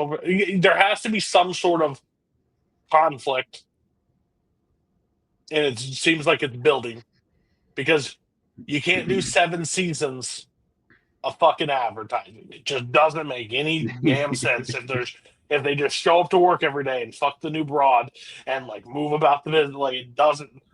I'm not watching for 7 seasons. I'm not watching for 4 seasons. There has to be some injury, and Don has to. And I think I'm excited to unpack the flashback because he literally stole the person's identity. That should come up to the, and it seems like it's going to. Good. And then I want to see, and then the Don and Betty situation. There's got to be some sort of friction. She can't just be like, no, what? He disappears all the time. He's definitely not fucking anybody else. It can't be that. Cody just wants Betty to kill Don, and then Pete's going to be the star of the agency, and we're going to follow him for the rest of the show. Kill Don, you had me. The new girl that just became the secretary can run the fucking agency. I have zero interest in Pete. I'm hoping Pete gets depressed one day and just walks out his office window. That's personally what I would like. But he's going to redeem himself. He's going to save children in Africa. I mean, that could be how he redeems himself, just jumping off the building. Oh, there it is. Let's go. I'll tell you right now. I've just realized I'm the worst person in the world. I'm going to go kill myself and make the world a better place. I'll explain it to my wife, but I'll set off some fucking fireworks with this bitch. Woo, let's go. Yeah. Let's go to Jersey. Let's go to Jersey. Well, we'll go to Jersey, but we got to pit stop in Italy. That's what we do, So, The Sopranos. Great episode. Not this first one, but it will be there. I was going to say, it better not be this first episode. No. The first one's not great. Commendatori? I don't know. Whatever. But episode 4. Of the thing. So Tony, Polly, Christopher trip to Italy. Tony and Polly, they travel to Naples to discuss a stolen car operation with the mafia over there. Tony expects the deal with Don, but old school boss, but finds out the real power lies with the daughter, who runs things. Tony and Elise negotiate a deal to exchange stolen cars for a hitman, Furio, who later enforces in Tony's crew. He'll come over a little bit later. Paulie is excited about being in Italy. He's a little shocked at the culture differences, especially when he realizes they don't respect Americans. Christopher, meanwhile, goes off on his own, indulging in some heroin, Why not? Shield crossover. What? Heroin's on the mind. He looks at that one guy's arm, and you can just see him like, what's this? You can take the Christopher out of Jersey, but you can't take the heroin out of Christopher. Good God. Christopher's fucking stupid. He's one of the worst characters in TV history. Again, he's worse than Pete in my eyes. And that's impressive. Like, this show has introduced 3 total fucking idiots. Pete, Shane, and Christopher are fucking morons. So yeah, he's doing heroin. So they go back to Jersey, back home. Pussy continues to struggle with his role as the informant of the FBI. His paranoia keeps growing. He's questioning his loyalty. Carmela left behind while Tony is in Italy to spend time with Father Phil, reinforcing the strange dynamic between them. Junior Soprano is still dealing with his house arrest and struggling with maintaining like the influence he once had.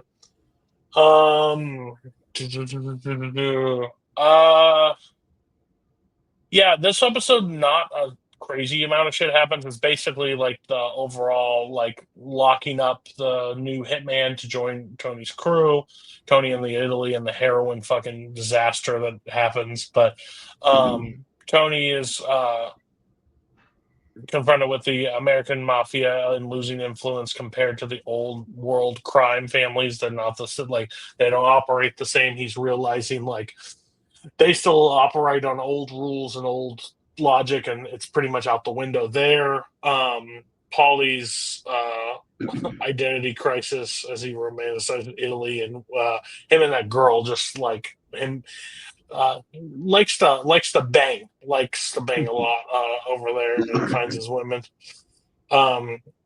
I'm really annoyed with this Christopher subplot of like the drugs and stuff. Like I just don't care. Like overdose already, or like do something. Like I have no desire.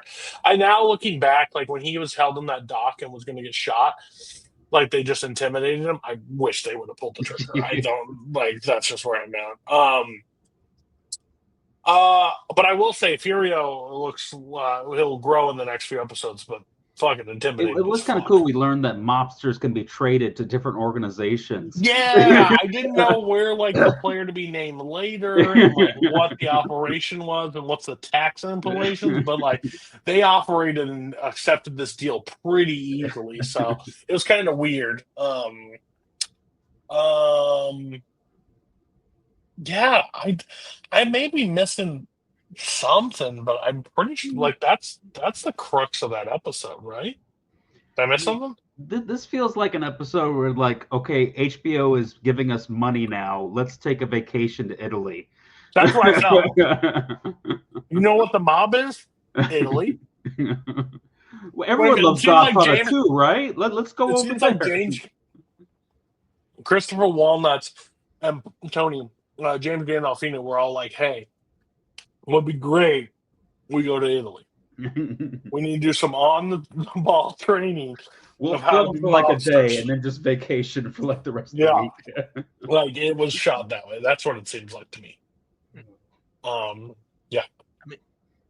I mean, yeah, just a couple things. Just got 2 things that came up because this was the episode where I think it was Pussy's wife does say that she was thinking about divorcing him, and said she think she had cancer or whatever, and Pussy of course didn't care a little bit there. And then also that part where he where he's with the FBI guy, and he runs into I guess another mob associate, and Pussy does end up killing that guy because he doesn't want to be found the Elvis impersonator guy.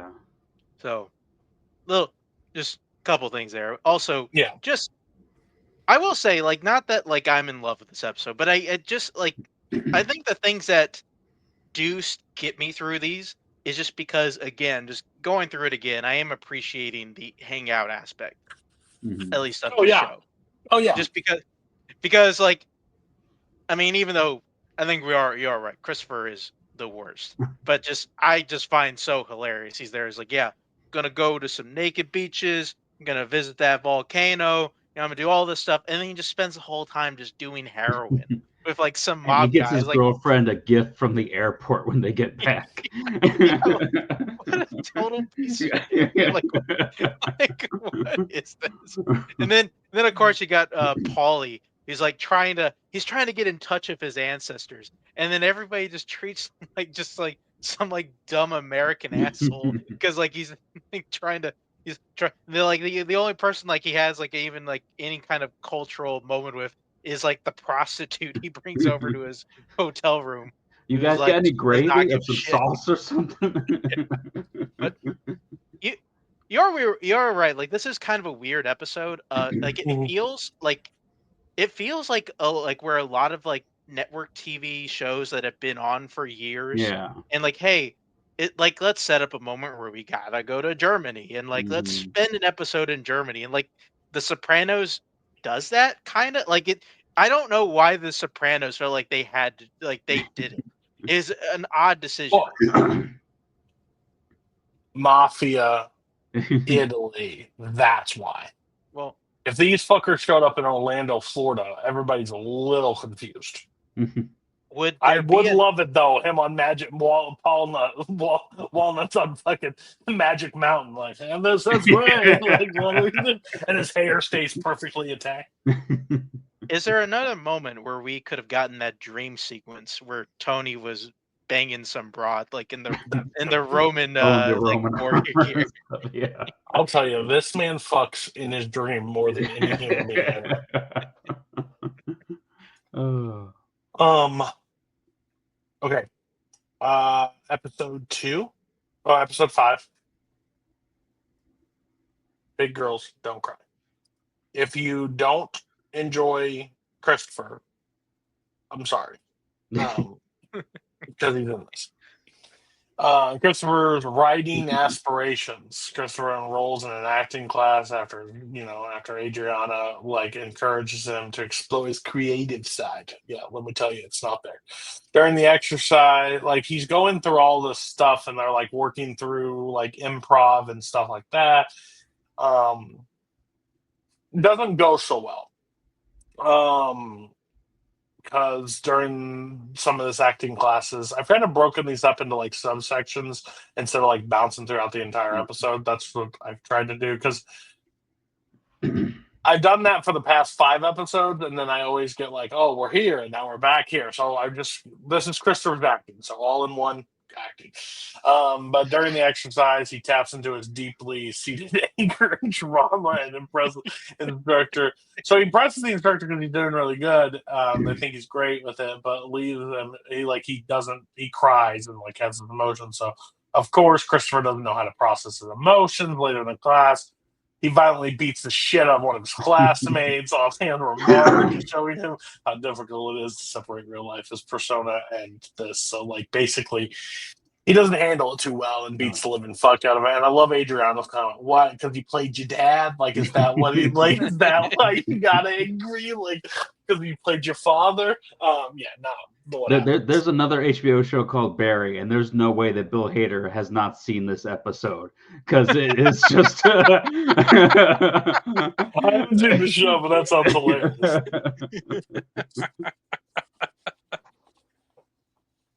That's funny. Tony brings in Fierro to be his hitman, to be his muscle, basically, in the group. Introduced in the previous from Italy trade agreement from the old time to the new time. Tony puts him into his crew as a valuable enforcer. He provides immediately by executing a brutal fucking attack on a rival massage parlor that owes Tony money. Walks in. I was like, dude, this is fucking hard. He's like shooting his guy, like, get the fuck out. He beats the fuck out of the one girl too, and then he ends up beating the fuck out of the one guy and then shoots him in the knee. Just like why it's bent and everything. So that just like made me almost hurl. Somebody that's had knee problems before. And then all of a sudden he just the guy's like bleeding and screaming. Oh, he takes a billy club basically and beats the fuck out of him with the first. And then he starts like the guy's like sitting there holding his knee and like trying to grab the money. Hero like grabs his hand, just like no, and just like takes it all. So he beats the living fuck out of him, takes it, and then beats the shit out of the girl a little bit more. While Tony is sitting in his car smiling because he hears the gunshots and he's just lighting up his cigar. He's like, "This is working great, no issues." Dr. Jennifer, so that's basically the Tony brings that situation. Dr. Jennifer's internal struggles. She discusses her session with Tony. Tony in her own session, basically talking about the Wizard of Oz and what's playing and like what the. I love who's the fellow therapist? It's a director, right? That's somebody. I'll have to look that up. I've seen that face before. I think it's like the guy that did Paper Moon and stuff. That could be. That sounds right. Sorry, I'm gonna like stop with now. Let's bring it to Bogdanovich. It's Peter Bogdanovich. Yeah. Yes. Is that who did Paper Moon? Sorry, I'll look that one up. I'm asking questions. Yes, he did Paper Moon. He did. Yeah. Okay, I knew it. I saw that face. I was like, that's a guy. I don't know directors. I knew that instantly. So basically talking to him, them breaking down the Wizard of Oz song is just still as confusing as when I first heard it play. In the because I rewound that scene when she has that dream and it's like, we're out of the woods. I'm like, it's the fucking Wizard of Oz. So they're breaking down that. Her struggles. She acknowledges that she actually misses treating Tony despite the morality and the professional dilemmas he presents. She ultimately decides to resume therapy with him, setting up a stage for further psycho deep dives. So she misses Tony. I figured this was happening. Again, somebody that hasn't seen the show. But if she quit in season 1, I really don't know where Tony kills everybody. Like, I don't know. Tony should not. Tony needs some therapy. Yeah. The other big plot in this one is Tony and Big Pussy's tension that keeps growing with his because Pussy's not doing great being an informant. He is struggling, and Tony is suspicious as fuck about Pussy. He doesn't believe him at all. Tests him and doesn't take any direct action yet, but basically he's talking like walnuts and says like, these are the group. What about Pussy? He reports to you. Like, he's giving him no leeway. He's not giving him any opening. He still doesn't believe it. He just feels Fuzzy just feeling guilty as fuck about the entire situation. So the main conflicts that happened in this episode, and if you have missed any, was basically Christopher and his fucking acting course that I couldn't fucking stand. But he did beat the shit out of somebody, so that was funny. New hitman, Beijing's informant. That's a guy you're not going to want to fuck through with things. Jennifer Green to be his,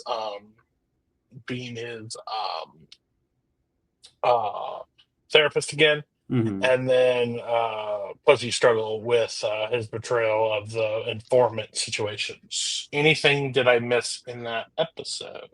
I think one of my favorite sequences in this episode was when Tony goes over to his mother's house, I guess, to confront his sister about something, and he finds out she took out the loan. He finds out that Richie is there too. They're back together again, and that's just a tense scene of the two of them just kind of like going back and forth with each other. And he's got the crazy eyes the whole time that Tony's there with him. And you can tell he's just like trying to restrain himself. And those two could just go off on each other at any moment. And then the other, I guess they're having some sort of party at the house or something. And Uncle Junior comes to the door, and Carmela opens it up and just slams the door in his face. I love that part. But yeah, this was a pretty good episode, other than all the Christopher stuff. Dude, yeah, when Tony opens that door, he's like those eyes are fucking freaky. And he's like, I'm making dinner. Like, she's at the store, I'm making breakfast. Like, just like acts all normal. Crazy. I forgot about that. Yeah, because he took a loan out. She took a loan out on the house. Yeah. You fucking bitch, take a loan out of this fucking house. Like, she's your problem now. And then Janet's like, hey, by the way, enjoy it. I'm just fucking done. Yeah, this is why Tony needs therapy. Because he hates Janice more than anything in the world. Every why, more than his mom. You see her pick up a fucking candy bar at the fucking thing. Fuck that. Like, he just can't do it. Just mad as fuck. Because it's when he finds out about the loan too on the phone that he just like smashes the phone. He's like, I got a new job as a Radio Shack product tester. That phone failed. So good. I forgot about that. But yeah, why does he care? Like, if like Richie's like dating his sister, like whatever, just flying off the handle about this. And yeah, the Christopher stuff you mentioned, funny. Guy says one word, punched him in the face. Great, enjoyed that. Yeah, and we definitely did see a bit of culture shock here. You know, Furio just going closed fists on like that guy's wife. He went furioso on him. So we're on to the episode that I'm referring to. Yeah, that sounds right. Okay. Definitely not hard to figure it out. I wonder. This just had every intrigue, like a mob life that I wanted in the show, and a guy that has been warned multiple times to not get involved in this life and doesn't fucking know how to read the room. So, main papa, Davey, gets in over his head. That's one of the main things. Tony's childhood friend Davey, a sports goods store owner, once basically he first runs in to Richie. Mm-hmm. Richie and him have a money agreement, right? Because he's in some situation. So basically, I think he owes him like $8,000. I'm guessing from he another owes him game. money, and he says that he. So Tony, main thing in this one is he is hosting an executive game. Used to be ran by Junior, but now Tony is taking uphill on it.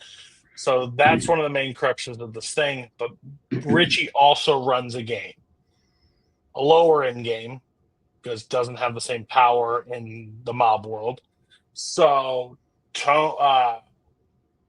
he comes to collect the debt. Davey tells Richie, hey, don't worry, I'm just a little short. Like, don't worry. And he's like, well, it's 5% on the principal, like every time, like you owe me money with those bug eyes. It's fucking crazy. I couldn't imagine that guy looking at me and telling him I'm short. No, and like Davey just acts like it's no fucking big deal. Like, don't worry, got it. And then he does say to Richie, he's like, hey, by the way, don't show up to another one of my games until we're good. And Davey goes, what? Why? Like, what? Like, you know I'm good for it. That ain't the question. Like, I don't show up until you're good. Which is like, you're in $8,000. I know you're not good for it. How am I supposed to get the money to pay you if I don't gamble? Not only are you dodging me, but you also suck at poker. So I know you're gonna keep losing. So Tony, Davey ends up showing up to Tony's executive game that he ends up setting up. He's outside the door. Christopher finds the thing. He goes, hey, we're good. And Tony's like, hey, let's just be real with ourselves. You don't want this. Like, Tony tried to talk him out of it like 3 separate times. He's like, is that Frank Sinatra Jr.? Yeah, that is. You don't like. Let's just. You ain't a part of this life. Because he also Davey also brings this up, whether it's because he is friends with Tony from school. He's at the school. They're talking. There's a whole college thing. Meadow and his son are dating or canoodling or whatever. They're friends, yeah. friends. I don't know if they're actively dating, but they're They spending do the time club together. and such. Yeah, they're spending time together. So friends. So the worlds are connected. But Tony is basically saying, "Hey, fuckface, like this is a world that you don't want involved in because you don't have this in you." He's like, "Yeah, I do. I'm telling you. Let me be respectful. I don't do business with people that I don't believe can do it. Like whatever." So he stands outside. He's like, "I don't." He's like, "It's 5 racks to sit down." And he's like, "I don't have it on." He's like, "Then you can't play." He's like, "You know I'm good for it. Let me borrow." All right, sits down. So they all have this game. Person that's also sucking poker is Silvio. He is having a fucking fit. He's sitting there like, "You fucking," like yelling at everybody, just fucking mad as shit. Chowing down on his food. Chowing down, Why are and you then sweeping the cheese from my feet? I like it now. yeah, he's like, Tony he's like, set that "You," kid up. Tony's like, "Hey, go sweep under his feet." Kid's sweeping by him. He's like, "Who the fuck are you?" And he's like, "I'm getting the cheese. Maybe I like the fucking Tony's cheese just over there in the underneath corner, my-" just laughing his ass off. He's like, "I'll tell you when to get the fucking cheese when I want the fucking cheese." And like grabs all his food and throws on, "Here, sweep that." Straight Joe Pesci from Goodfellas like moment, just fucking sitting there, just the he ends up winning the first hand that he's at. So like, okay, I'm back in, blah blah. Bars 5 racks is what it is. Tony falls. This game goes forever. Like this game is long. Tony falls asleep. Game's still going. Tony wakes up and he says, where's he at?" He's in for 45 boxes of ziti. 45? He's like, "Yeah." He said, "You approved it." He said, "You'll be good with it." Meanwhile, the game's still going. Everything's happened. Knock on the door. Richie shows up. Richie walks in. Davey's like covering his face, doing all that stuff. And then Davey's like, "You fucking bitch." Like, you, like, listen. So he ends up grabbing Davey. The game breaks. Game breaks. Tony's like, "Get the fuck out. Like, you don't come to my game. You don't do this shit." So they end up having a conversation outside. And he's like, "Listen, don't fuck with my people. Don't fuck with my game. I'm telling you, I gave you a warning one time. I will not give you a warning again. Stay the fuck out of my situation." He's like, "He owes me $8,000 right now. And he's in there fucking playing in your game. He owes me $8,000.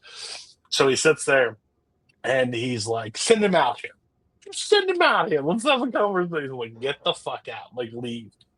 So basically, he goes up to Tony. Well, Tony goes back up to him and goes, "Listen, fuckface, like, I'm going to send my guys to your house week every Saturday.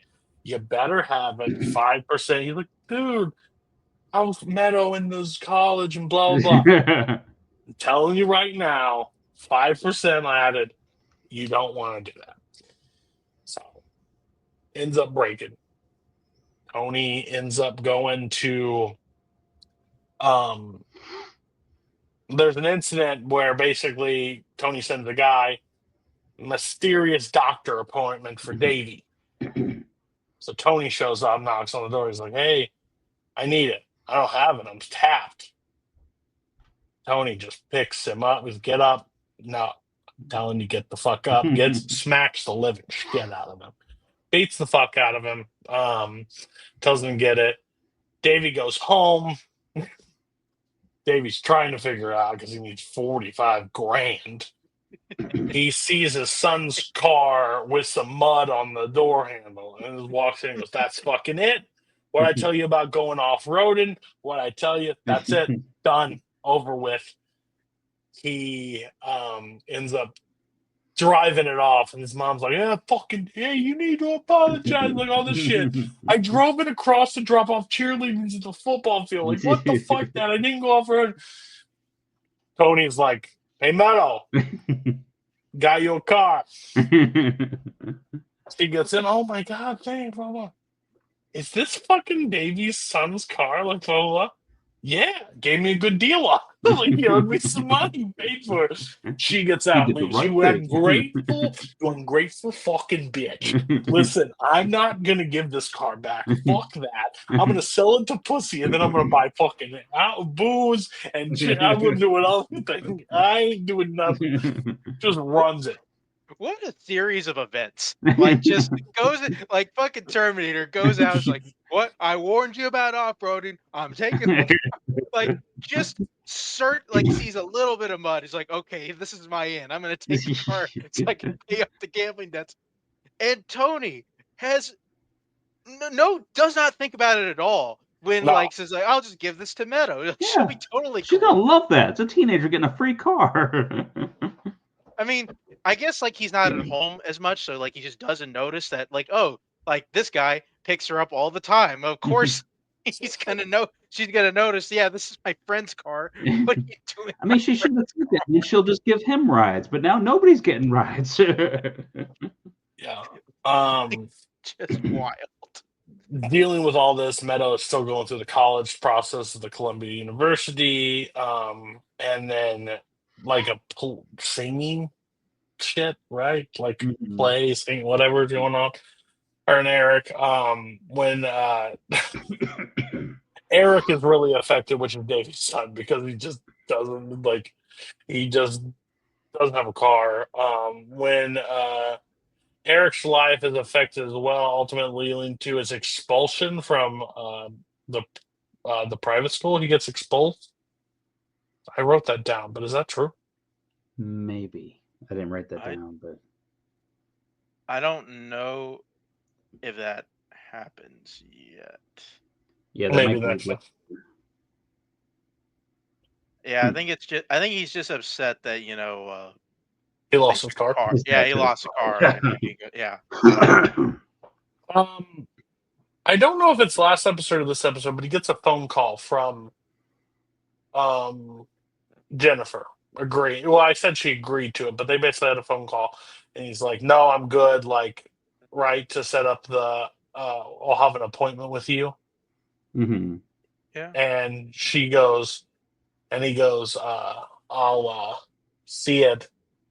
I'll leave the time slot open for you because, like, you don't have to." He's like, "No, I'm good. Everything's fine. I figure I don't need therapy anymore. I'm fixed." No, he's not. But in therapy with Dr. Jennifer, especially the deep frustration of people who can go through life seeming so carefree, the happy wanderer, basically. Basically, he resents the people who can carry the, like, nothing's going wrong. They're happy-go-lucky, everything. Like, he faces the burden, the responsibility, everything on him. And then she's like, anything else? Yeah, I want to rip off your fucking face. Like, he wants to. And she keeps going, you want to rip off my face? Why do you want to rip off my face? Tell me more.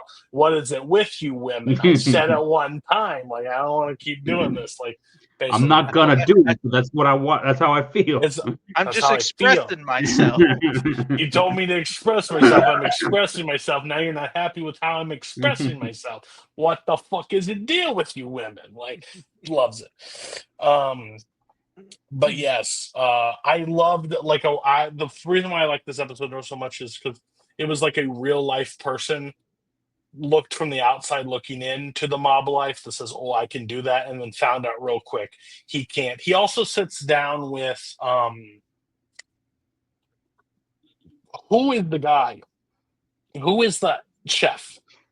Oh, the chef Artie. guy. Yeah, Artie. Artie, basically talking about if he can get money from him, and he's like, "Oh, bad I time. I gotta put a new roof on this place." He goes, "Yeah, I figure it'll all work out. Yeah, I don't know if it will work with Tony Soprano." Oh, like he's like, no, probably not.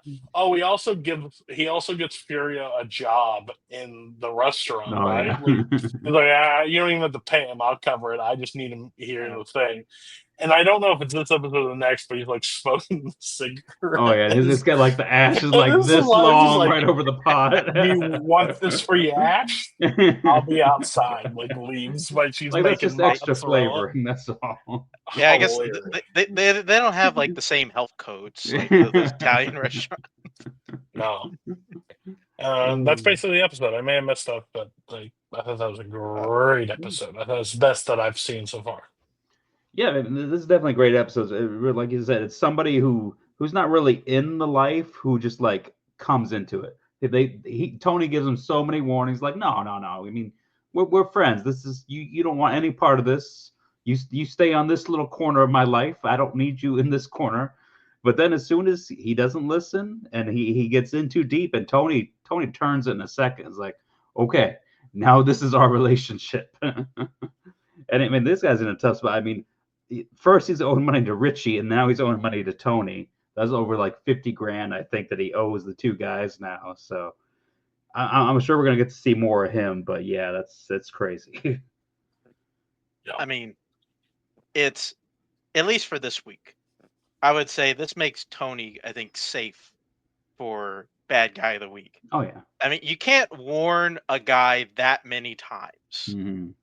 And like feel bad, or at least like think Tony's the bad guy, like for like then taking advantage of it. It's like, no, it's like, I told you, man. And then he lied about getting more money with the poker game too. Before we get into the final episode, Davy's the bad guy for me right now of the week. 100%. Oh yeah.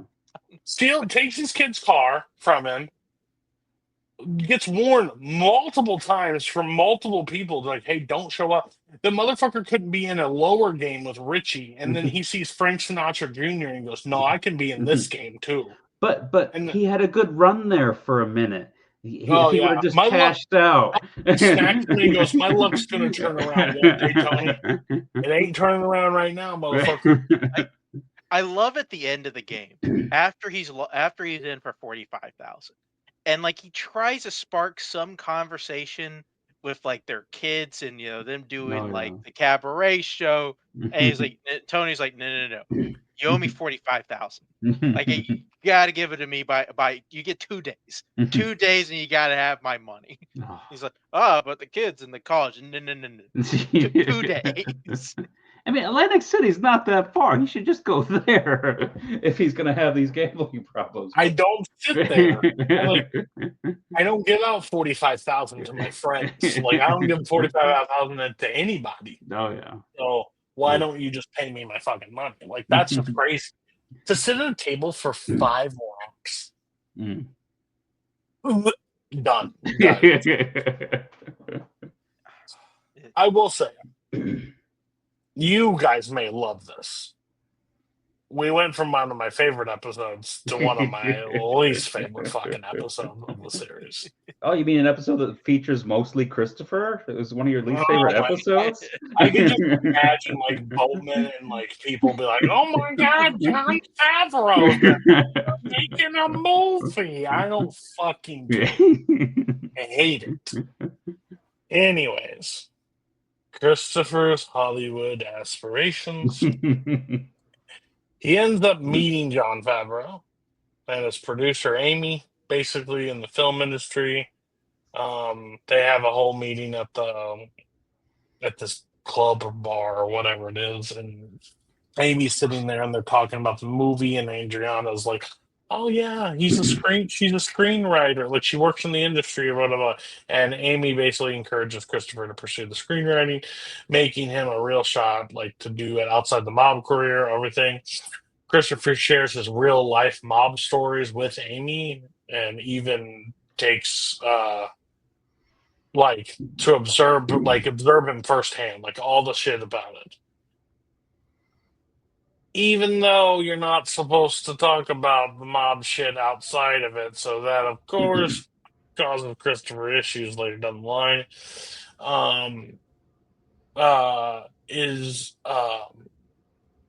He later uses the source material is not a real player in Hollywood. Basically, he goes through this whole warpath of like shows up on set, watches, and there's like, I don't know the two actresses. I know the two actresses, but off the top of my head, like they're Janine Garofalo and Sandra Bernhard. Yeah. Yeah, like they're sitting there like shooting a movie. Jon Favreau's sitting there, and it's like,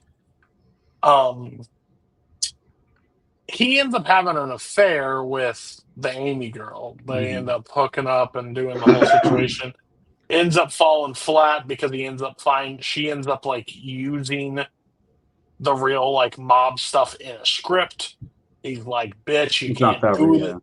Yeah, you can't do this shit. Like, that's not how this works. And she's like, what do you mean? Like, it looks fine with me. Like, it's fine. He's like, no, it's not. Like, this, you can't.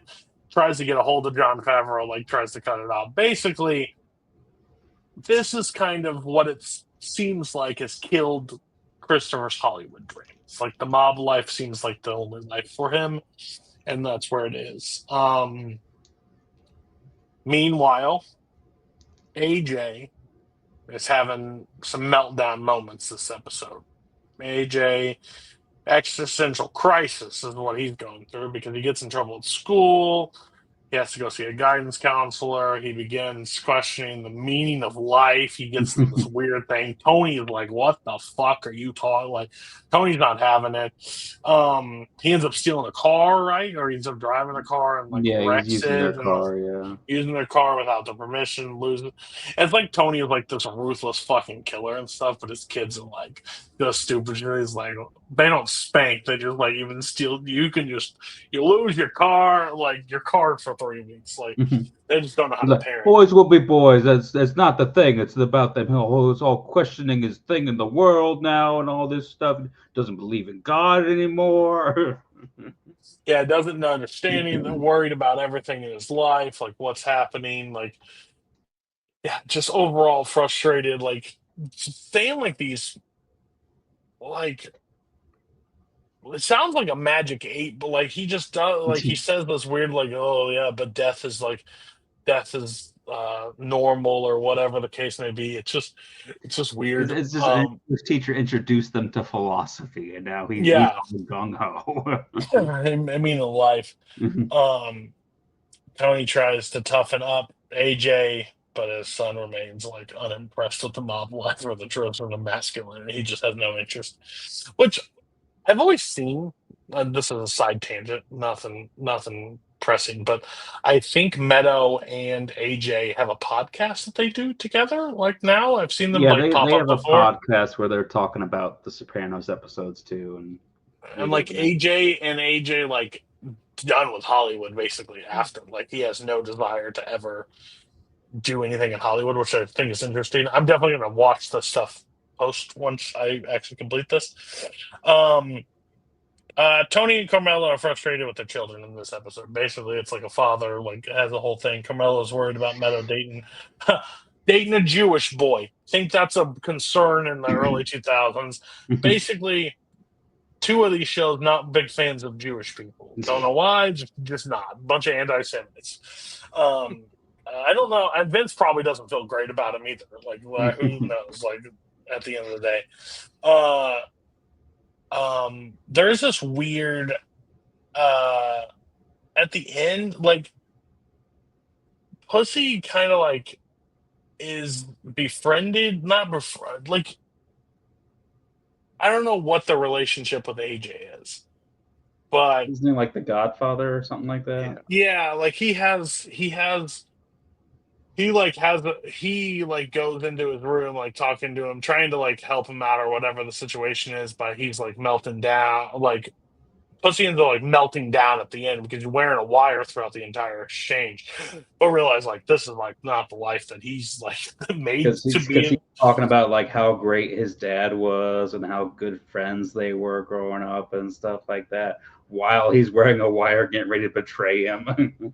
Yeah, basically Fredoing him the entire time, which I like how they keep bringing up Fredo like throughout when Pussy's like in scenes and stuff. I think that's funny.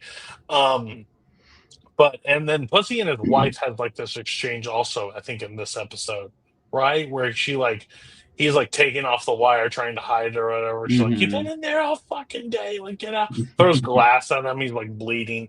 But yeah, I don't like this episode as much. I as much as I loved the last episode, I couldn't really just grab like nothing against AJ as an actor or whatever. He's just a kid actor, so that's always going to have your own issues.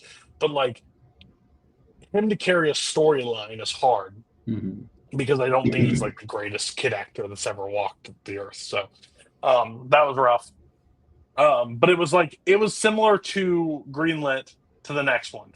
I feel like it dipped after this next one, but I don't know how you guys feel about it. Plus, there was a lot of Christopher. Yeah, because we just had the thing with the Christopher in the acting school like an episode ago. Now we got Christopher still doing his Hollywood stuff. But I guess at the end of the episode, Tony gives him a choice, like pretty much, hey, I'm gonna go around over here for 5 minutes, and either you're gonna be here with me, and this is your life now, or you're gonna be gone. So we'll take the 5 minutes and think about that. So hopefully this is the last of Christopher pursuing these things, and now he's gonna be full on with the mob life, but we'll see. One could hope, right? Or he could just die. Like, I don't know, man. I can't get enough of this. Like I can't get enough of these dumb Christopher moments. They're just amazing to me. I love watching this guy be just a total asshole. Like, we went through 7 different careers. Like we went music, we've done this, we've done like he does it all. I love how every chance Christopher hangs out with Favreau, he just tells him about how shitty Swingers is. Like, hey, here's another dumb thing about Swingers. Like, he's a real director. Blah blah blah. Yeah, Swingers, I can swing my ball. Like, he fucking hates it. Does he like try to compare it to like Saving Private Ryan and like Favreau? Oh yeah. Well, I don't think it's fair to compare a movie about guys like going to Vegas. But you made it, so that's like a Coho argument in 2019. Be like, yeah, Swingers and fucking Saving Private Ryan, great films, but they're just not the same level. And like, what is it like? Listen. We've there's definitely we've entered in a couple shows that really go into some men's sexual prowess, and I can understand Don Draper's sexual prowess. Like, I get it. I do not understand Christopher's sexual. Like, what is up with like is this whole plot line of like now like sleeping with this girl, and like he has like Drea De Matteo at home. Like, what like. Well, she's used to dealing with all these Hollywood, like, little nerdy pushover guys, and now she's like, she sees him intimidate those guys at the club, and she's like, oh, this is a man right here. I mean, but she doesn't lose it when see anyone else. But we are not going to Don Draper and Christopher. Well, if Don Draper and Christopher were standing next to each other, she would not pick Christopher. But like, well, no, let me tell you, Don Draper and his downgrade compared to the, I think his mom, Daniel Jones is like miles. And Christopher's girlfriend's in her underwear half the time too. So I mean, I don't know what he's doing. That's true. Both of them are real dumb. To be honest. Yeah, like, I agree though with Mark though. Out of Shane, Pete, and Christopher's fuck ups are more entertaining than the 100%. 100%. This is what it reminds me, and you're gonna know what it reminds me of Billy Madison. It's like this motherfucker's trying each grade. Like each week, like, whoa, try a new profession, see if this one sticks. I don't know if mob life's for me. Like, he's trying to like level up, but like he just doesn't. If he would put that effort towards the mob, he'd probably be a captain by now. Well, I mean, he shot a bakery person instantly. He has no chill to be a. One thing I do find funny now is like, I mean, maybe this is just my algorithm going on TikTok and such. Like, I see a lot of like people thinking that Christopher is like some deep, like introspective character. Now, like, I don't know if I can watch any of those with a straight face anymore. Like, Christopher is just such an idiot. Like I know most of the stuff he does is all self-inflicted anyway. Like, he's the one just kind of fucking himself up in these things. It's just, but it's kind of funny. Like, yeah, I kind of love Christopher. Like, even though like he's such a piece of shit. Yeah. Okay. I think that's it. Yeah. All right. That was our episode 6. We'll be back for episode 7. We got our bad guy of the week, Cody. Oh, fuck. Davey. Davey's the bad guy of the week. He stole his kid's car. He got way over his head. Tony was honestly the nicest guy to say, hey, I like you too much to let you be in this. But once you enter it, you're in it.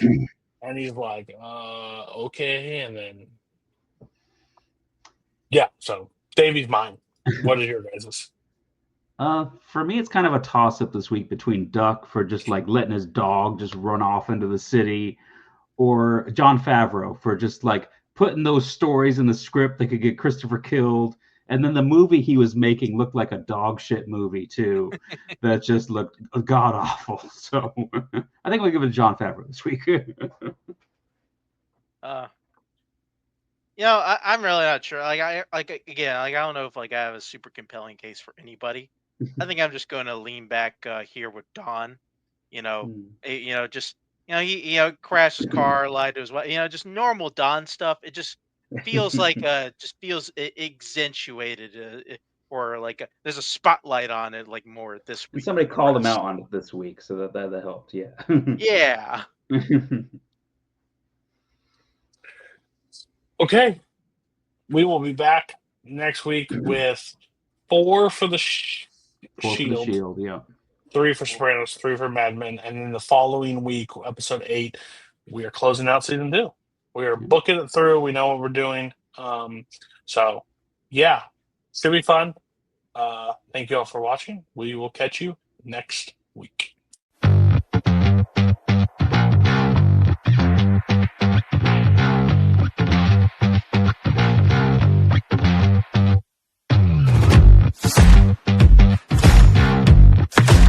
Your turn to play bad cop? Nah. Good cop and bad cop left for the day. I'm a different kind of cop. I don't wanna do your dirty work no more.